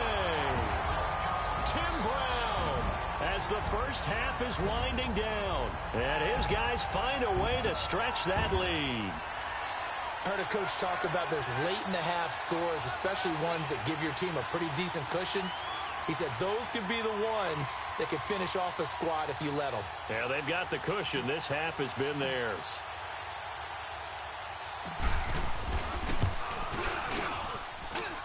Walsh adds the extra point, and a rout is on here in this first half.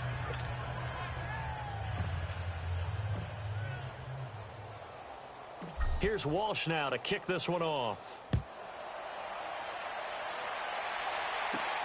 With it on the return now, here's Westbrook. And he'll take this across the 25, couple extra yards, up to the 27-yard line.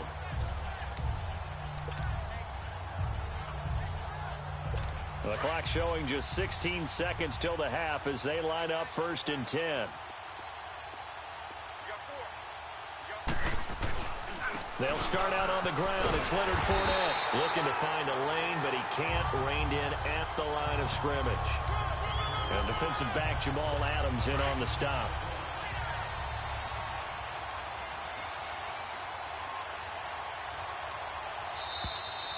That's it for the first half. You want the third quarter already? No problem. Let's do it.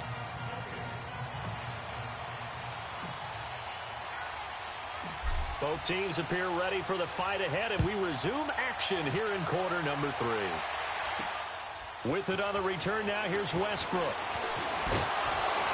And he'll take this across the 25, couple extra yards up to the 27-yard line.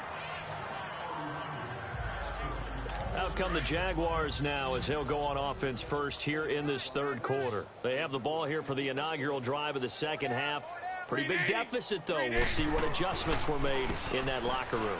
And I never want to make something more important than it actually is, right? I don't want to create more hype than what is there. But this is I'm doing it, though. This is a really important drive. And we often talk about teams scripting plays to start a game. A lot of them script to start the second half, too. And they're scripting something that they expect to get them into the end zone and back into this game. We'll see if that script is a good one for him. And this may be a carbon copy as he'll again be stopped right at the line of scrimmage. He continues to struggle to find a crease to break off a big one and might need to just put that aside and just try and ram his way forward and get what he can.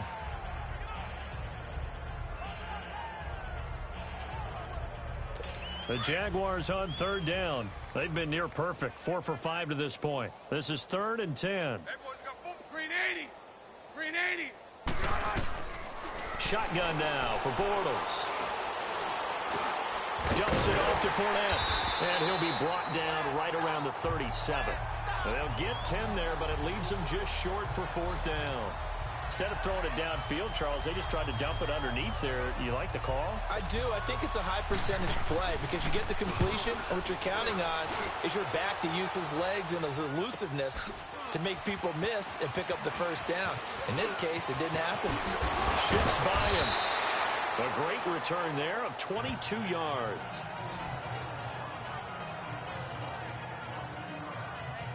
Now we take a glance at the offense as they work their way back out for their first possession of the second half. They were able to get the ball back here, didn't surrender any points. Now they'll look to add to that lead. Hey, how about the boost the defense gave them? Going right out. That's caught inside the 20. A big play, Victor Moss, 51 yards. Well, partner, I'm not sure how this drive's going to end, but how about the way they flip field position there? A nice attacking play that picked up a heck of a chunk of yardage. Well, that didn't take long. One play, and we're already looking at a 1st and goal situation. Now they'll run it on the toss. And he will take this one in for a touchdown. A great play there. A 10-yard touchdown run. And this offense continues to pour it on. He keeps carrying the ball into the end zone, and in this one, he's sort of carrying the team on his back. He's the reason that they lead right now. No question about it. And you talk about on his back, he's not minding the extra weight at all, is he? Carrying that just as lightly as he does the football. Yeah, what a great performance so far. Those 3 touchdowns, it's got him in the lead. Here's Walsh now to kick this one off. Short kick. One of the up middle take it down. And they're going to start this drive in pretty good shape as they get it up past the 30. The Jaguars getting set to go. They have been struggling. I would imagine at halftime they went through some possible changes. Well, those changes aren't working, so now where do you go? I think that now it's much more in their head. And what I mean by that is just what you said. You've gone over the changes. I bet they were pretty clinical at the half, not too emotional. They might need to go to the emotional side because you've got to find something, some spark somewhere. And so far, just being calm hasn't exactly worked. They need any spark at this point. Bortles now on 1st down. Throw left side complete. It's Paul. A Jacksonville 1st down on a pickup of 17. Partner, it's a lot of fun watching the NFL now, isn't it? Because when the big fella runs routes, it used to be when we were kids, he'd run about 3 different routes, and that was it. Now he can run anything and catch the ball, as we just saw there. Fournette, a 1st down carry. And he's taken down inside the 30. 11 more on that one, and another 1st down. At this stage of the game, the run-pass numbers are a little bit out of whack because most of the yardage has come through the air. But in a sense, that just sets things up for big runs like that because the defense might be a little bit off balance. He'll pick up another first down with that run. Throwing for his running back, and he's got him complete. It's a loss of 2 there, bringing up second down. Well, that was a simple throw and catch, but even with that completion, 0 yards gained, so they're behind schedule on down and distance. I think they were hoping to get it to him. He could make a man or two miss, but that window closed quickly. 2nd and 12 after the first down pass play went backwards for 2 yards. Green 80. Here's a give to Fournette. Space to run past the 20. And he takes it in. Touchdown, Jacksonville. A great effort there. 31 yards. And the Jags are able to cash in for 6. When you know you've got a home run hitter on your side of the ball, and you know that he can score from anywhere on the field, it usually inspires the rest of the guys to do their jobs even better. That resulted in a lot of great blocks downfield because they knew if they gave him space, he could do exactly what he did, put the ball in the end zone. Sanders shaking and baking. Oh, then this accelerating, and off he goes. Touchdown, LA! Deion Sanders, 91 yards. And this offense is running away with this one. Oh, what a play by Prime Time. So electric, the ultimate home run hitter. Now, see, you set that up really nicely for me because I got a nugget. Deion is the only person to hit a home run in Major League Baseball and score an NFL touchdown in the same week. Oh, I like that. Remember, too, the only man to play in both the Super Bowl and a World Series. With it on the return now, here's Westbrook. And not a bad return here. He gets it out to the 25-yard line. Bortles leads the Jags up 1st and 10 at their own 25-yard line. Green 80. Trying to get the run game going. This is Fournette. And he'll fight forward to about the 27-yard line. A gain of 3, 2nd down.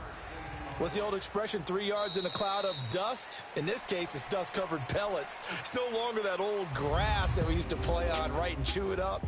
Now we've got that artificial surface. You see the pellets go up. Still a nice play by the defense. Back now here live in New Orleans. And this is a blowout so far as we get set for the 4th quarter. A very one-sided affair.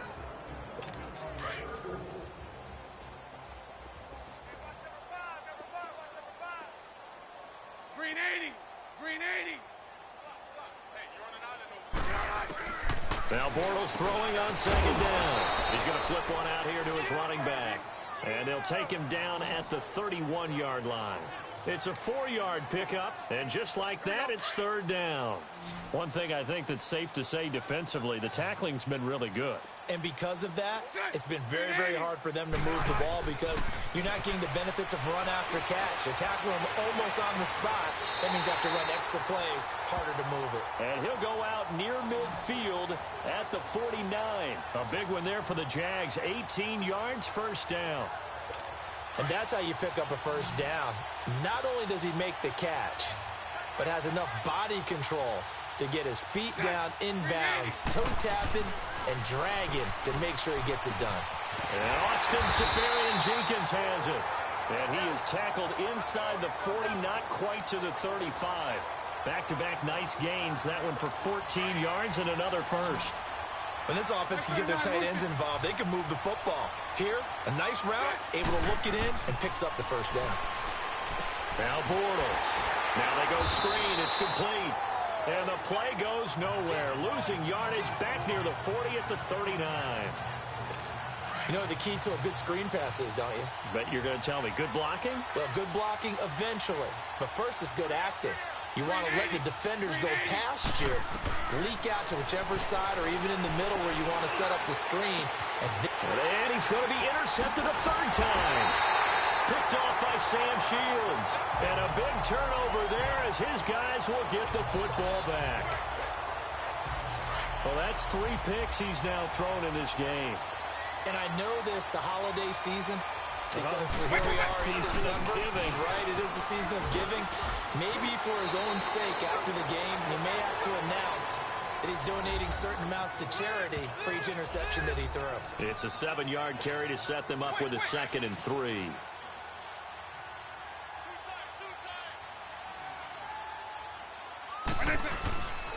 Again, they'll run with Bettis. Oh, and now he bowls him over. And he'll get it up to the 33-yard line. 8 yards on the pickup there, and it moves the sticks. I've got an idea. Let's skip racing to the airport at the end of this game. Let's go to the post-game press conference. I have a feeling that the quarterback of this winning team is going to be given a whole lot of credit to the running game and the offensive line. Yeah, I was just going to say the offensive line, yes, carrying the ball has been key, but those guys up front, they've made a lot of space. And maybe a measure of revenge there. He's had his way in this one, but this time they get him behind the line.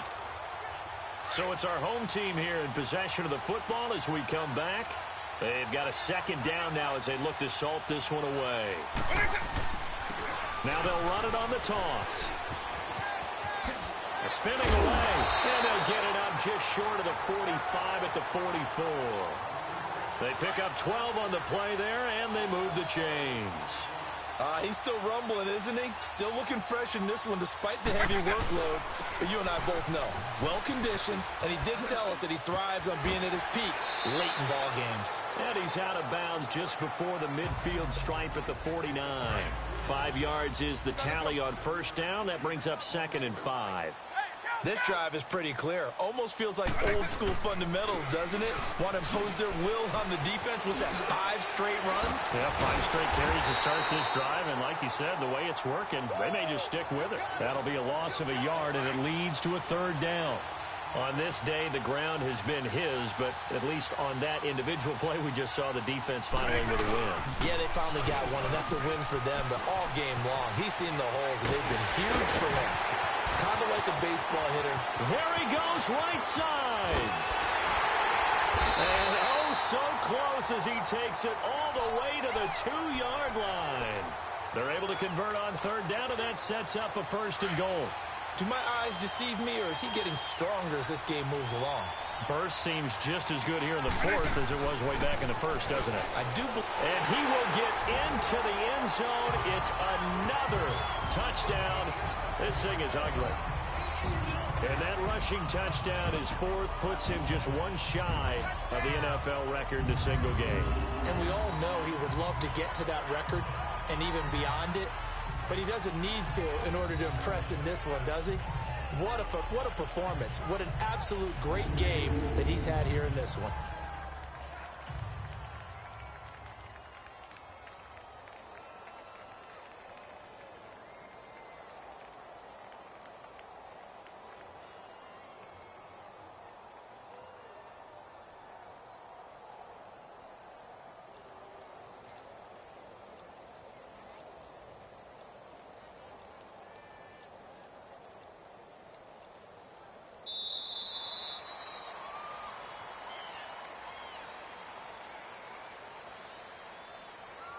Delay of game, offense.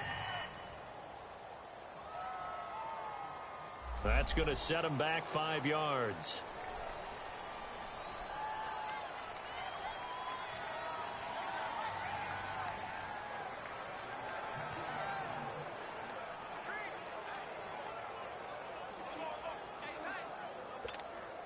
Extra point try now for Walsh.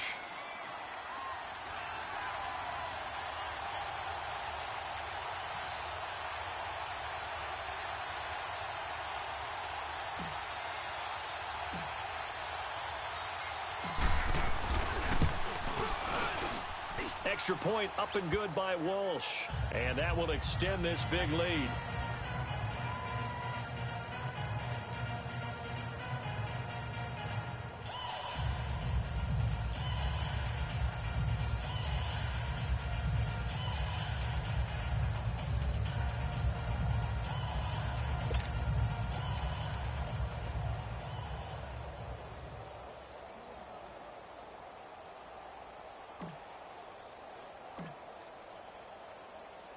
Here's Walsh now to kick this one off. With it on the return now, here's Westbrook. And he'll take it past the 25 and up to the 28-yard line. And out now comes Jacksonville as they get ready to go. They are just obviously getting shellacked here in this one, Charles. What's the message if you're a coach for this final drive in a lopsided game like this? For a lot of coaches, be honest. Don't forget today. Don't forget what has happened out here. Yeah, use that as ammo going forward. Exactly. Take a great look at that scoreboard. Realize how poorly everything went for us today. Coaching, playing, the whole deal. And never forget it, because you're not going to want that feeling again. No, you don't want that feeling again. And who knows? You may meet up with this team again. Green 80. Green 80. Try to shake off the interception. He'll look to throw. That one complete to D.D. Westbrook. And he'll get it up near the 35, right at the 34 here. A gain of 6 there on first. He decided to run a hitch route. It really helped to have a guy who can turn it loose. And, boy, he rifled one in there on that one. Not much run after catch, but it worked really well. 6 yards was the pickup on the last completion, so here's 2nd and 4. Check. Green 80. To throw is Bortles. Oh, it's a screen pass. That's complete. And he'll be brought down shy of the 40 at the 38-yard line. It's a gain of 4 there, and it gives him a new set of downs. In order for a screen pass to break big, a lot of things have to come together and be well executed. But all it takes is one small thing to go wrong and keep it from being a big game. So here's a 1st and 10 at the 38. Check. Green 80. Throwing on 1st down is Bortles. And his pass is intercepted for the 4th time today. Picked off by the 13-time Pro Bowler Ray Lewis. And a super return as he gets us all the way down inside the 25-yard line. Well, this defensive pressure has been constant all game long. The pass rush, the coverage, they've all been excellent, and now they'll tack on an interception here as this one continues to slip just further and further out of hand.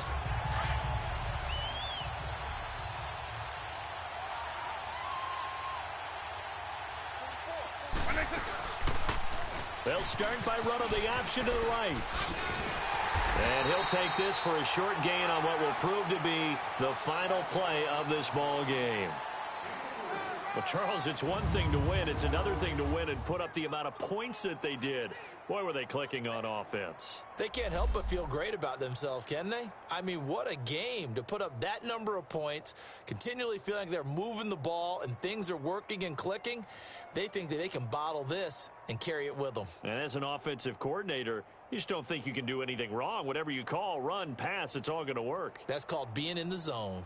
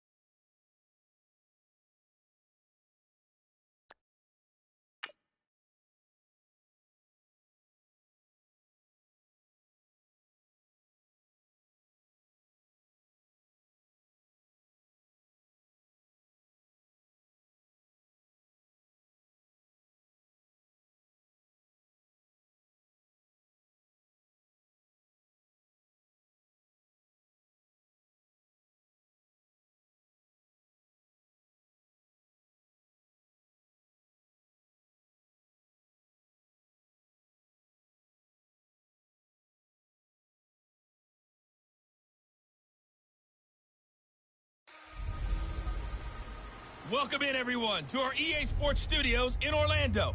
I'm the coach, and this is Madden Ultimate Team.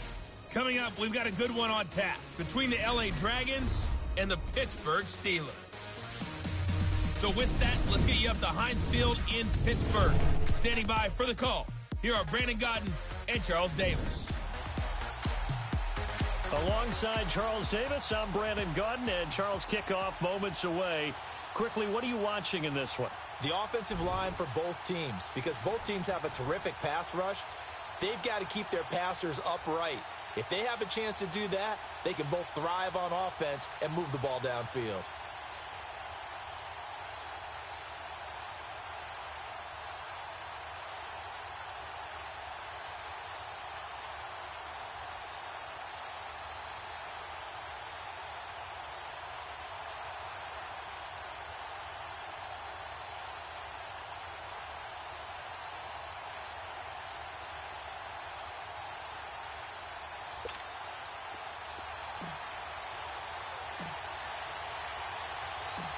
Here's Blair Walsh now about ready to get us started. And with towels waving, we're underway from Heinz Field.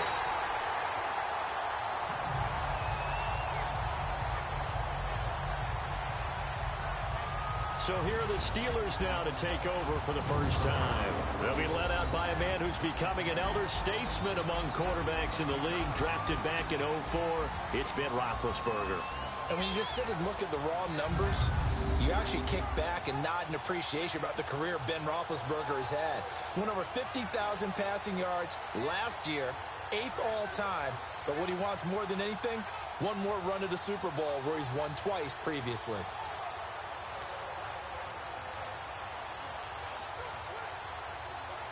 And the Steelers, they're ready to rock on 1st and 10.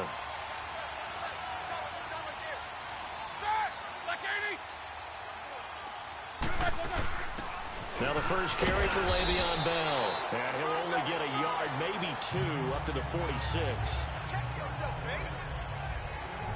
They tried a quick hitter inside, but that one was swallowed up because what they're hoping, those big defensive linemen will take the bait and move laterally and open up a crease that they can run through.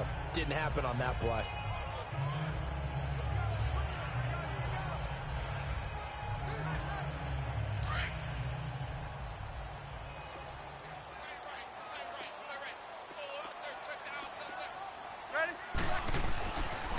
On the counter, here's Bell. And forget about finding a lane. He barely had time to look up before he was planted in the backfield. He'll wind up losing a yard on the play, and that's going to bring up a 3rd down. All right, quick observation, Brandon, because early on in this game, I'm seeing linebackers playing with their noses close to the line of scrimmage. And my guess is the wheels are turning on that other sideline. As a play caller, you're filing that away right now, aren't you? Yeah, you're trying to find that opportunity later on when you can play action them or stick something to them between the 2nd and the 3rd level.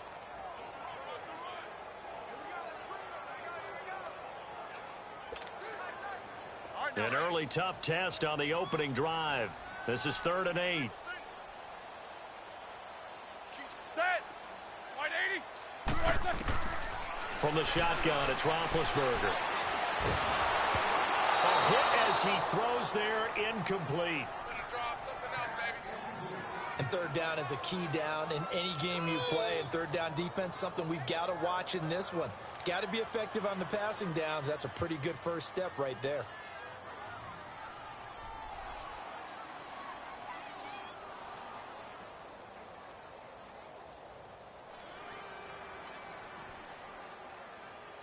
On 4th down, here comes the Steeler punter Jordan Berry to kick it away.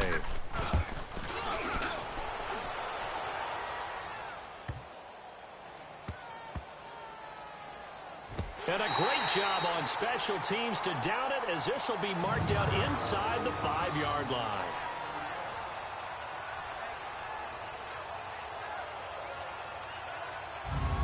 And now out on the field, here comes Los Angeles.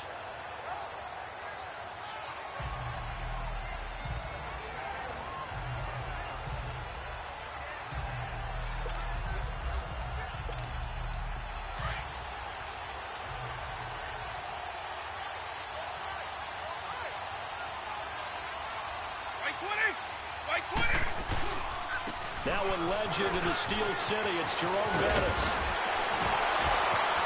And he's into the clear. He's at the 50. He's at the 30. The 20. Touchdown,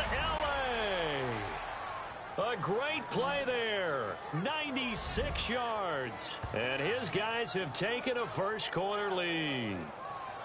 So their backs were against the wall, deep back in their own territory, and they run it all the way down into the end zone. That takes a lot of coordination for an offensive team, doesn't it? Because, let's face it, it's really not a surprise that they're going to run the ball in that situation. Backed up that close to their own end zone, usually do call running plays, trying to be safe. Instead, it turns into an electrical run, a bolt for your team, and off he goes to the races.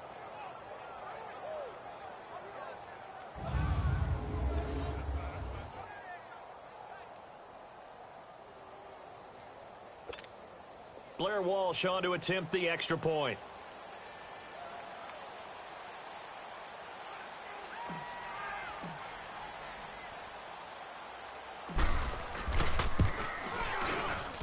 Walsh adds the extra point, and that makes the score 7-0. Those are the ones the offensive coordinators dream about. One-play drives from that distance. What an effort. It results in the touchdown.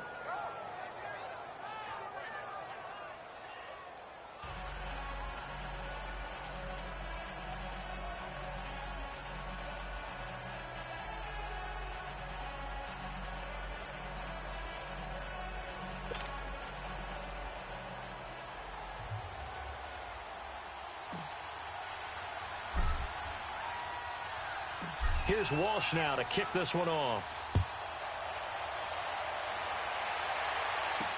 On the return, it's Juju Smith-Schuster. And he'll get it up to about the 26-yard line, just across the 25. And Pittsburgh getting set to take the field. They punted last time they had it. What steps, Charles, you think they have to take to make sure they don't do that again? Well, let's just go to the football 101, the trade expression 101. Win first down. Make 5, 6, 7 yards on first down and make it a 2nd and 3, 2nd and manageable. Keep accumulating first downs that way. Keep moving the football. You don't want to get behind the sticks because then the defense has the advantage. They'll throw on first down with Roethlisberger. And they get to him with a pressure as Roethlisberger goes down. Linval Joseph able to get him for a loss of about 3. There's a little bit of defense right there. Nickel set, 5 defensive backs. They just snuffed out every route that was going. Quarterback never got rid of the football.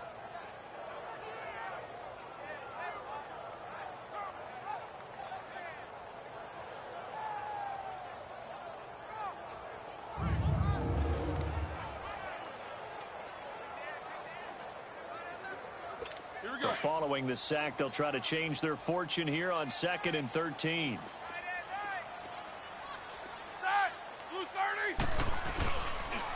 Now Roethlisberger going to hand to Bell. And he'll take it ahead to the 28-yard line. Call it a gain of 6 on the play. That'll bring up 3rd and 8. And that was a good run. This was only one of 9 guys to go over 1,000 yards in 2017. And I think you can't let him run wild here. Where you think 100 yards, the measuring stick? Always. That is the threshold. You want to keep him under that if you want to play good defense. On 3rd down, Roethlisberger. And he fires one that's intercepted. Picked off at the 40. Oh, shifty. Whoa. And he will take this one home. It's a touchdown.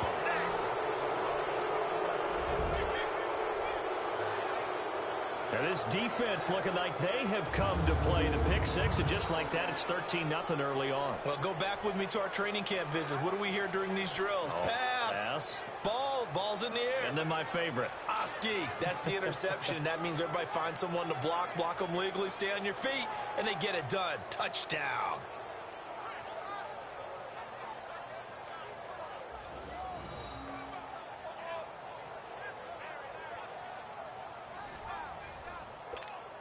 Walsh now for the PAT.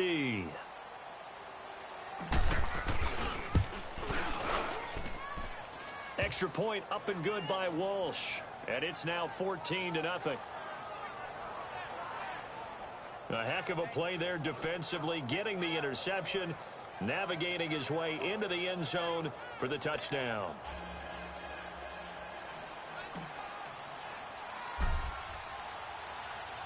So they throw the pick six. They'll get another shot at it now as this one's in the air. Very short kick. This will be taken by one of the up men. And they're going to start this drive in pretty good shape as they get it up past the 30. Here comes Ben Roethlisberger and the Steeler offense back onto the field. And now, Charles, this becomes a pretty important second drive for them. They're already down a pair of scores here in the first quarter. As you noted, they're down 2 scores, and to me, they're down a possession or a service break if this were tennis, right? Because they just gave one up. Only their second drive now. Run their offense, try and get back into the game that way, and then look for some help from their defense. Trying to forget about that pick six last time out. They'll find Juju Smith-Schuster. And he'll have it past midfield almost to the 40 before being taken down. A really nice gain of 25 yards. You know I'm going to lean towards the defender, right? You know I'm going to do that. I know. That's a tough situation for him as I see it. But the truth of the matter is, that ball was not streaking towards him. Had a little arc on it. He's got to find a way to get his head around and make a play on the football.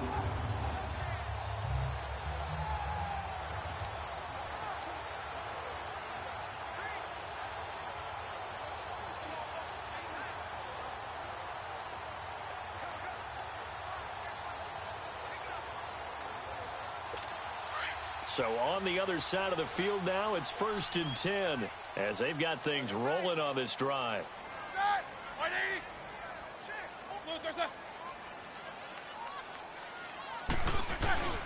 Roethlisberger with a give to Bell.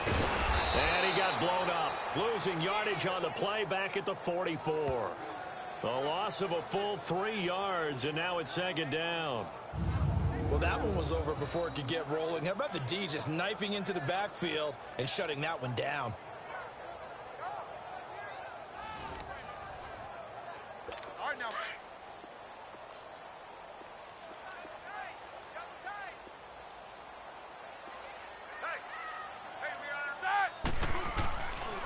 A give to Bell. And he is met quickly in the backfield. Down he goes, folded like a lawn chair. It'll go as a loss of a yard, and it'll set up 3rd down.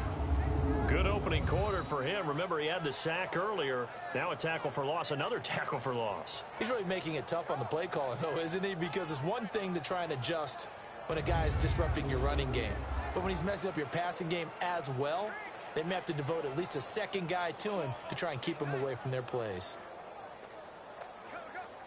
Couple of plays sent them the wrong way, and now they face a 3rd and 14.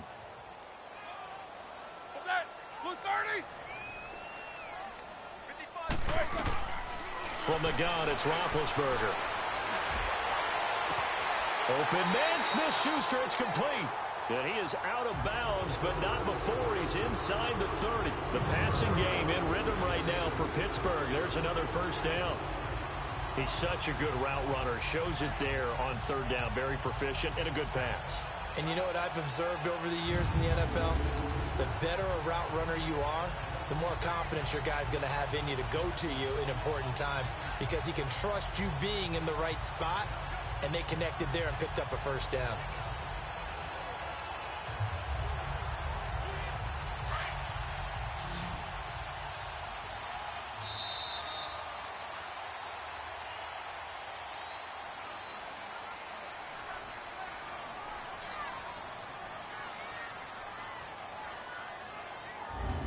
And before they can get settled in here, time expires on the first quarter of action. 14-0 is our score. We're back with more from Madden Ultimate Team on EA Sports.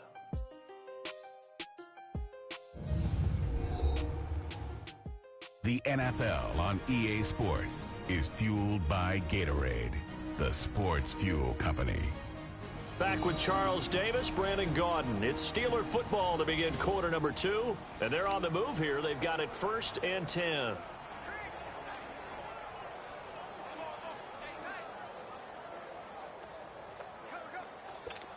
This offense finding its legs now. Here's another 1st and 10.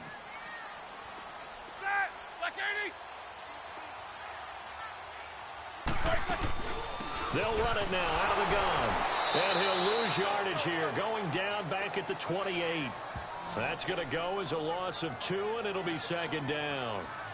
With the struggles we're seeing up front for the offense today, they've got to think about changing up their play calling. Some screens, some draws, some quick-hitting plays in order to try and supplement the run game. You don't totally abandon it, but you try and give it a little bit of help.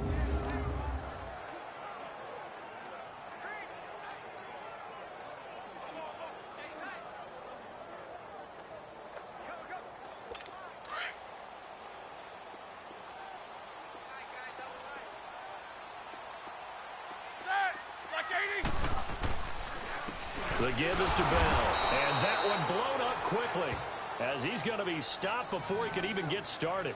That'll be a loss of a yard. He came out ready to play. That's 3 tackles for a loss, Charles. We're only in the 2nd quarter. And that's problematic for the guys trying to run offense because that means he's got a pretty good idea of what they're doing and is actually beating them to the point of attack and making those plays, not to think about some misdirection or something to try and get him away from the ball. This is caught, and they are able to stop him, but he does take it all the way to the 2. They're able to convert on 3rd down, and that sets up a 1st and goal. And connection number 1 there on the game, Roethlisberger to Boney Tony. Antonio Brown, that's what his high school teammates used to call him. I wonder what they would call him now.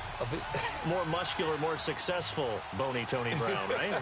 I'd say you're probably right. He may be all of that. They'll still call him Boney Tony, but Ben Roethlisberger calls him my number 1 target. And that is incomplete. He was looking to hit his running back, Le'Veon Bell, that time. And that'll bring up 2nd down. Certainly looked like maybe his 3rd or his 4th read on his progression. Just trying to find his outlet man that time. Ends up leading him just a bit too much. They'll try and run it in with Bell. And this time he's going backwards. So after the no gain on the last attempt, here they get him behind the line. Partner, you mind if I take off this headset and put on a coaching headset? You want to get this running game going? I want to get this running game going. I'm going down there and saying, gentlemen, we have got to run the football. We've got to get it going right now. Yeah, to this point in the 2nd quarter, it has been a struggle. Got his man, it's caught for a Steelers touchdown. As his guys are in for 6, and the Steelers are able to make this a close game again. As the offense went on the field to start their last drive, you know they discussed it in the huddle. Hey, if we put one in the end zone here, we put ourselves in a position to start making a comeback. Extra point put through by Boswell, and that'll make our score 14-7. Here's the dangerous Tyreek Hill. And now running right through it. Solid return, pretty good field position. They'll start at the 32-yard line. And now out on the field, here comes Los Angeles. And coming off a one-play drive that was so deflating for the defense, what's their mentality? How do they rally here and stop this offense? Well, hopefully there's some determination that sets in because it's caught inside the 25. Touchdown, LA. Tim Brown, 68 yards. And his guys get the quick strike touchdown. And that is how you retaliate after getting scored on one play. Big pass downfield, and you hit the end zone. Almost feels like two boxers just throwing haymakers at each other, doesn't it? One connects with a big one, the other comes right back. Okay, I'll show you. And they attacked right back on the first play of the drive and hit them big. Here's Walsh now to kick this one off. Short kick. One of the up middle take it now. And they're going to have really good starting field position here as that's taken up close to the 40. And Pittsburgh getting set to take the field. I guess they have to feel a little gratified to at least get on the board last time, but still work to do. No doubt about it. I wonder now if they're going to try to increase the urgency a little bit, maybe pump up the pace, maybe go 2 minute. Who knows? Let's see what they... Into a double team, and it's intercepted. Picked off by Sam Shields. And this one will be returned to right around the 38-yard line.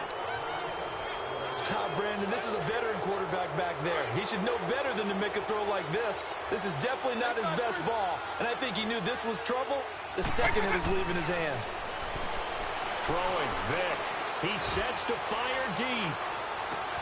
And this is taken in at the 5. And he will take it in for the touchdown. An extra point try now for Walsh.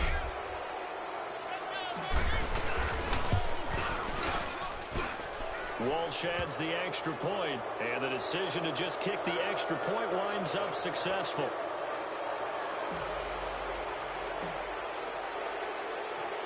Here's Walsh now to kick this one off. Very short kick. This will be taken by one of the up men. And they'll be set up with good field position here as he gets this up over the 40-yard line. At some point, we're going to get it through our heads. Special teams, special teams, special teams. The spark that often wins games. After the interception, here's Roethlisberger. And that is incomplete. He was looking for his big tight end there, Jesse James. That'll bring up second down. An attempt at a deep ball there. They didn't get it. But, boy, they're going to need a few of those to actually hit in order to get back into this game. Good thing they do have a little bit of time here still left in the contest. Decent-sized deficit, but not. And they get to him with a pressure as Roethlisberger goes down. Javon Curse in there to sack him for a loss of 6. Okay, you know my bias is about to come out here. A lot of people think that the offense is just moving in the wrong direction. I'd say they're moving in the right direction because the defense is pushing them back. Former defensive guy. Now, as a quarterback, 3rd and long, you really got to rally the troops here, don't you? Yeah, you do in a big way. And what else do you have to look out for? More pressure coming at you because it seems to be working pretty well. And there's a run to be happy with. Good, solid yardage. He'll take that any time you hand the ball to a back. And I think he's going to go. They're not going to get him. Touchdown, L.A. Deion Sanders, 84 yards. And his guys are going to add on to their lead. A lot of times they want this guy just to try to flip field position. He flipped it all the way into the end zone. Yeah, the rule of thumb is can you pick up 10 yards? That's getting a first down. Instead, he takes it all the way and provides a big spark for his team. Well, it's no secret. That's why they have him return punts. He has the capability to take them back, and he did so there. So after surrendering the punt return for a score, let's see what they can do in turn on this kickoff. Short kick. One of the up middle take it now. And they'll be set up with good field position here as he gets this up over the 40-yard line. Now that's the kind of return you're looking for. To get to that spot on the field, that allows you to do a lot of things on offense. So good field position for the Steelers as they come up 1st and 10. Out of the gun, it's Roethlisberger. And that's complete to Jesse James. And he'll be taken down, but not before he works it past the 50. Now the Steelers use the first of their 3 timeouts, as the clock will stop with 34 seconds to go before halftime. On 1st and 10, it's Roethlisberger. Goes underneath for Bell. And he gets this inside the 35-yard line. And now we won't see a play on 1st down. We're going to get a timeout instead, as they'll stop the clock with 24 seconds to go in this first half.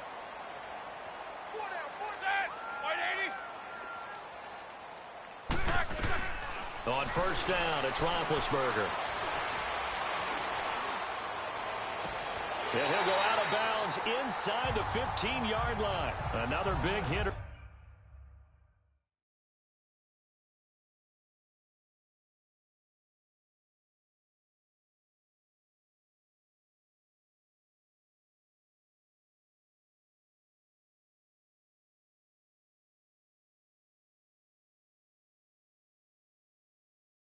There, this one good for 18. If you're running out route, it's likely you're going to end up near the sideline. And what did we just see there? Toe tap. You got it. The benefits of practice. Toe tap. After review of the play, the ruling on the field stands.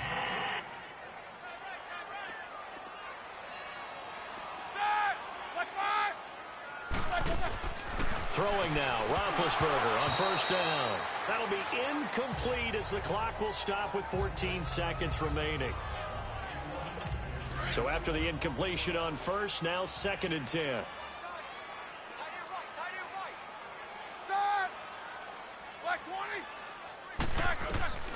Ben to throw again.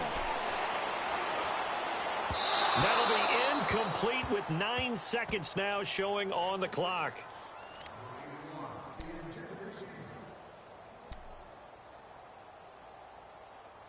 This offense was on the move. Now 2 straight incompletions have them looking at 3rd and 10. To throw again is Roethlisberger.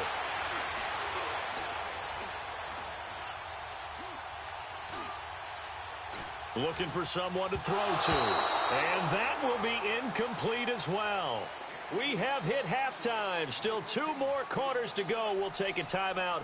We'll be back after this. You're watching the NFL, and it's on EA Sports. It's in the game. Okay, Brandon, thanks very much. And welcome, everyone, to this abridged version of the EA Sports Halftime Report. This one is maybe not exact. And just like that, on we head to half number 2. Both teams appear ready for the fight ahead, and we resume action here in quarter number 3. This one taken just inside the 10. Breaks the tackle. He's got room to run. And he'll return this one all the way onto the other side of the field. In just about every special teams meeting, there's a discussion with the punter about his importance. Why? He can flip the field for your team defensively, move it deep into their own territory, or if you're backed up on offense, and he can hit a big punt and change field position and help his defense. In this case, though, field position got flipped by the return team. You can do it so many different ways on special teams.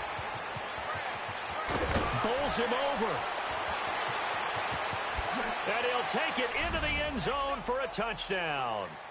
A big play there. His 2nd touchdown of the night. And this offense continues to pour it on.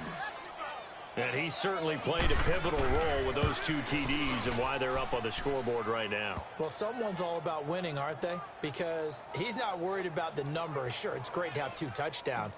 But the bottom line is what he's doing is contributing to their lead. He wants to continue to do so. Here's Walsh now to kick this one off. Very short kick. This will be taken by one of the up men.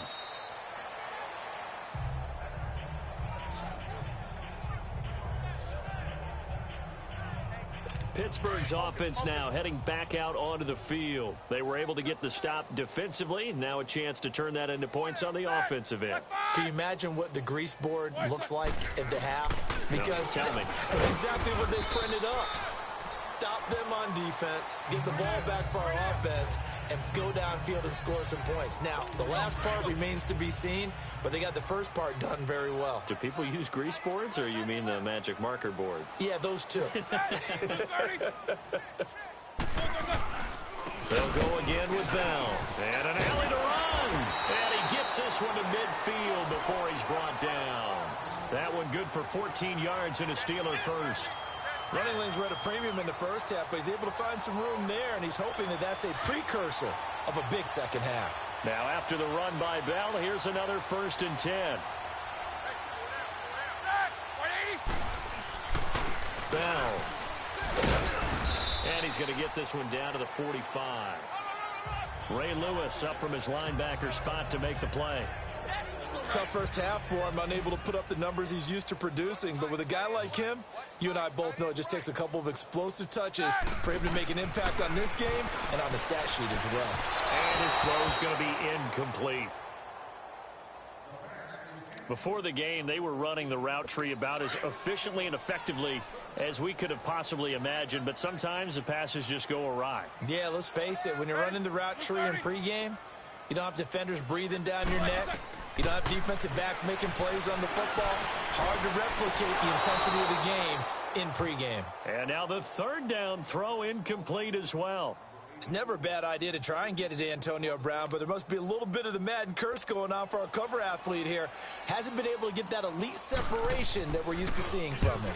Barry on to punt as he gets this one away. Oh, the spin. Oh, and now he bowls him over. Good blocking there. Nearly sprung him. As it is, it'll go as a 19-yard return. Here comes Michael Vick now leading his offense back out there. The lead is theirs here in the third quarter, but it's really been the ground game that's been the recipe for success.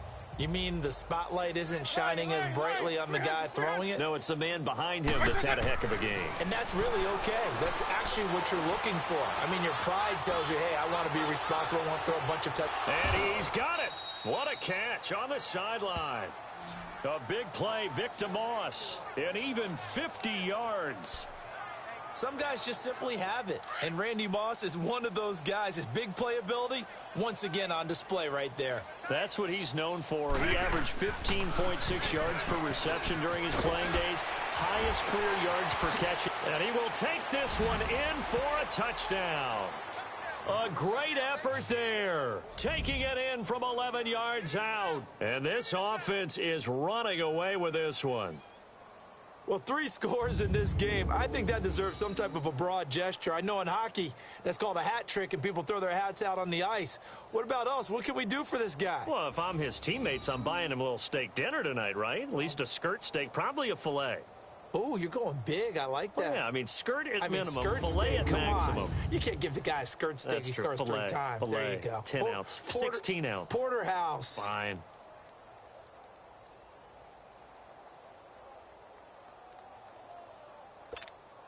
Walsh now for the PAT.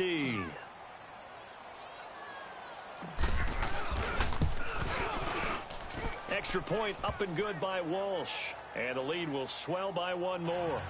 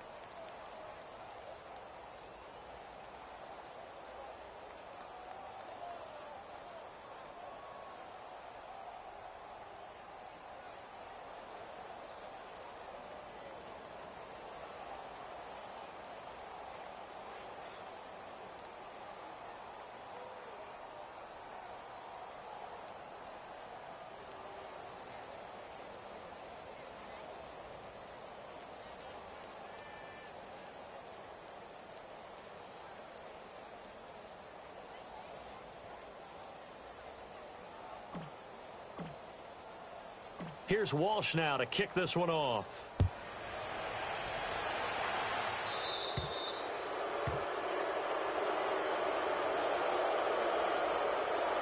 Free kick out of bounds.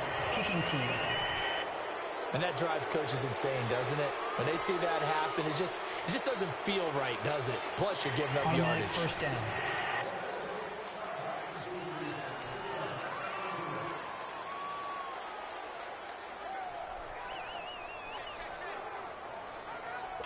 Big Ben and the Steelers with a 1st and 10 at the 40. Hey, boys, go. Side! Blue 30. They'll run it now out of the gun. And not much room to operate as he'll get this up only to about the 41. The pass rush specialist, D. Ford, in on the stop. Well, they certainly have been able to get him going and establish the run, so I think it's time to abandon that plan and start chucking it all over the park. And you know who's excited about that? The defensive front. They got to just pin their ears back and get after them now. Again, it's Bell. And he'll put only a yard on the pickup. Well, they're hoping that the second half is better for him than the first half. They've got to find a way to get him going. He's a big part of their offense. Roethlisberger. And they get to him with the pressure as Roethlisberger goes down. Willie McGinnis in there to drop him for a loss of 10, and it'll be 4th and long.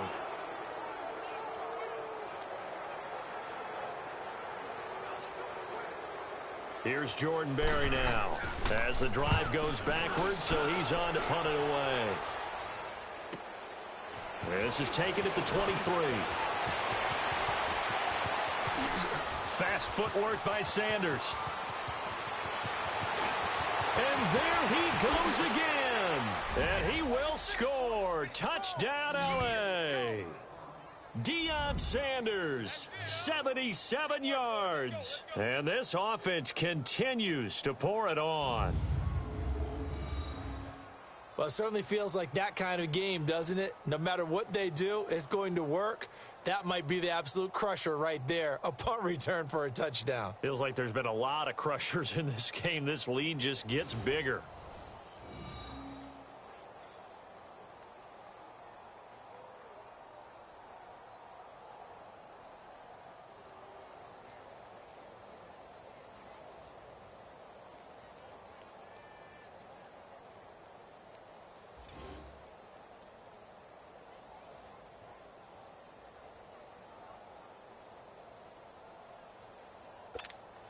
Extra point try now for Walsh. And this is no good. Boy, that didn't even get there. Not a good effort at all. And our score remains the same.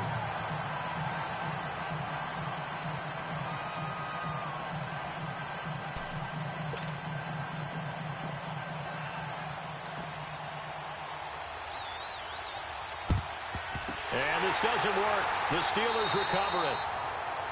The risk-reward of the onside kick. When you don't get it, the risk comes out to play, and here they gave up great field position. And that's the key to everything, because you're trying your best to press advantages when you have them, and field position leads you to that type of play calling, and whether you want to blitz or whether you want to throw the ball deep, those types of things. Now they've given up that type of field position, the advantage is switched to their opponent. They'll try and get the running game going with Bell. And this has been a recurring theme tonight for sure. Nowhere to run. Back to the line of scrimmage, that's all. Well, it hasn't been a whole lot of fun for Le'Veon Bell in this ball game, trying to find room to run the ball. I'm sure they're going to have to change some things up because he's so versatile. They've got to get the ball in his hands somehow and create some space because they're losing this game. Well, defensively, you've got to key in on Bell, make him the focal point to stop it, and they've been able to do that. Back now in Pittsburgh, and this is a blowout so far as we get set for the fourth quarter. A very one-sided affair.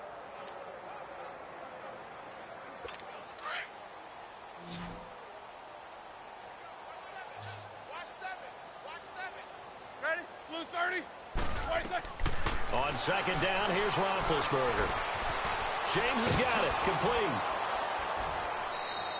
That one good for the completion percentage, but no gain. It'll be third down. Got to give credit where it's due. Really nice defense on that play. The pitch and catch was successful, but not any run after it.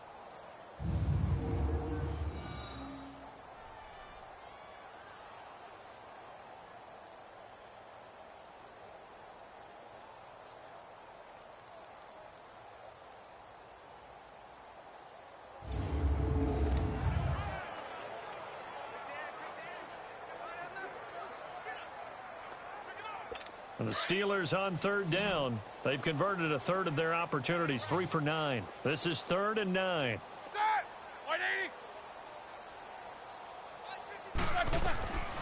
Now it's Roethlisberger. And it's going to be incomplete. He was able to catch it there on the right sideline, but out of bounds, says the line judge. And it's going to bring up 4th down. Okay, I'm not quite sure how to judge that one. Maybe didn't have enough legs underneath him. Mechanics might have been off. Maybe some fatigue. That one came up short. Yeah, fourth quarter. Maybe you do start to watch. Is the arm there, the leg's still there? This has been a tough game. Here's Jordan Berry now, as he'll come on for his 5th kick of the night.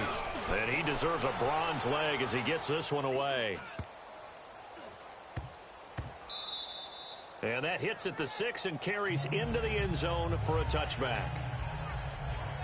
A look at the running back, the man out of the backfield as he gears up to go again. I guess it kind of goes without saying at this point, but he's had a great game, as we like to say, a nose for the end zone, no doubt. Continues to find it throughout this game, and I'm sure he's got a nice place to live. He might want to make an offer on the end zone for a second home because that's what it's been like throughout this contest. He knows how to get there, and boy, he looks happy when he does. He's already bought all the property in the end zone. That's the problem. He's going to sell to himself now.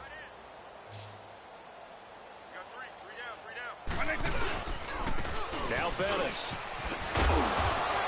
And he finds some space past the 25 to the 27. 7 yards on the pickup there, and it'll leave him with a 2nd and 3. Well, Brandon, pace comes into play now because they've got the advantage. They've got the football, but they've got to be very careful about what speed they're going to play. You know, my music teacher back in New Paltz, Mrs. Bythema Bagley, used to say, don't go prestissimo when you really want to go largo. And what she meant by that is don't go too fast when you really want to go at a nice, slow, deliberate pace. I am speechless. I am without speech. 3 down.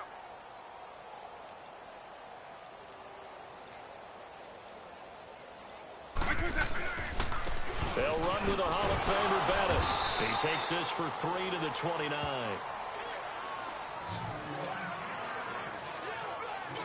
Bottom line, they want to keep this clock rolling, so they'll take that one right there. They just want to keep falling forward, and they want to put the onus on the big fellas up front in order to bring this one home.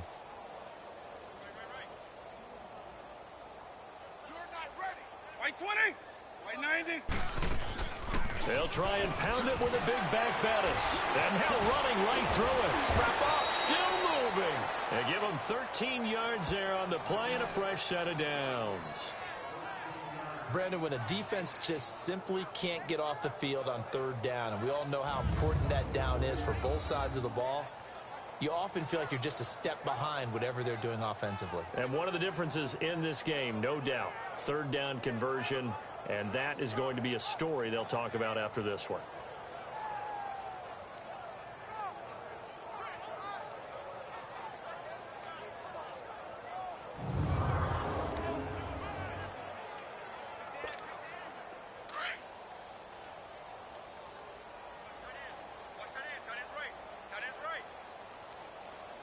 White 90. White 90. A run. This is Bettis. Running right through it. 15 more there, and they're on a roll. It's another 1st down. Brendan, every great running backs coach I've talked with has always talked about when you have great vision, you're not consciously thinking about your cuts and your moves. You're just doing them. And I think that's what we're seeing tonight. He's about run them into submission, hasn't he? You took the words right out of my mouth. I was just going to use that phrase. He has run them into submission. Wave the white flag.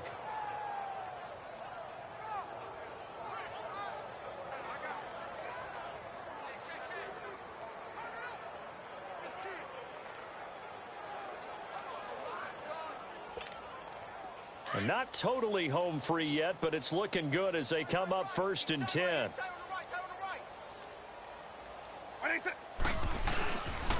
A carry now for Bettis. And a decent gain there as that takes us to the 2-minute warning. Time for a break. Back to finish it off on EA Sports after this.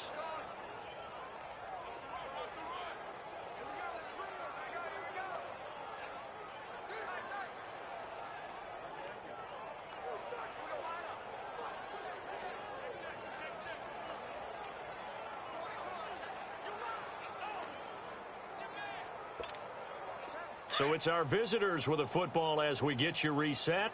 They've got a 2nd down now as they look to salt this one away. And they'll go on the ground. And this time not quite to the 30. It'll be down at the 31-yard line. Just 4 yards on the pickup, but that's good enough to extend the drive. 2nd and 1, and people want to run the football. This is where every back in the league is supposed to do exactly what we just saw there. Pick up the 1st down. White 20. White 20. White 20. A run right side. It's Bettis. Fights him off. Still on his feet. And inside the 20 before he's brought down. A really nice pickup of 14 yards, and it moves the sticks. I think this defense tired of seeing him run the football, and this D-line probably getting sick of the O-line as well. And as I'm watching this, I'm thinking about a conversation I had with Adam Gase, the head coach of the Miami Dolphins in the offseason. He told me that he asked his running backs each week for their favorite runs. Give me your 3 top runs. And right now, you're seeing a guy that's probably using his top runs to great advantage in this game. He is in a zone. Well, they're going to throw it here with Vick. Steps away to his left. And he's brought down just outside of the 10 at the 11. The improv on the scramble there gets him 6, and it'll be 2nd down. Now, that was not a bad scramble there on 1st down. He didn't force it, nor did he throw it away. He was able to take off, and now he made it a very manageable 2nd and short.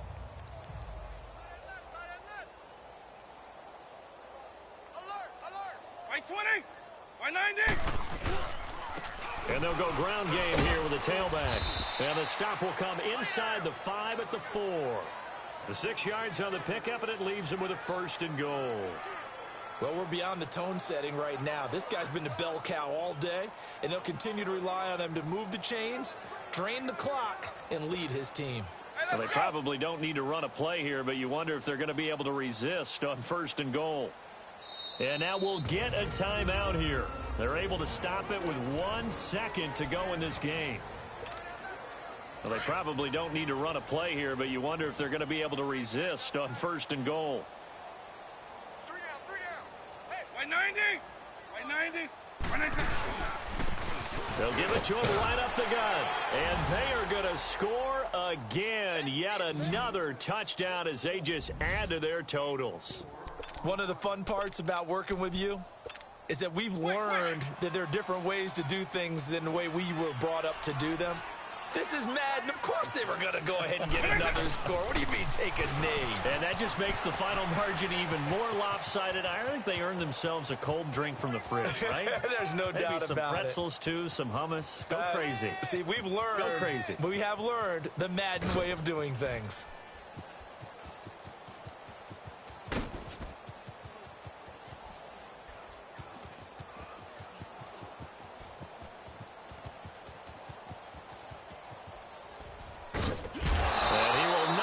Two more to the final score. Doesn't matter. This one's over. Well, Charles, it's one thing to win. It's another thing to win and put up the amount of points that they did. Boy, were they clicking on offense. They can't help but feel great about themselves, can they? I mean, what a game to put up that number of points, continually feeling like they're moving the ball and things are working and clicking. They think that they can buy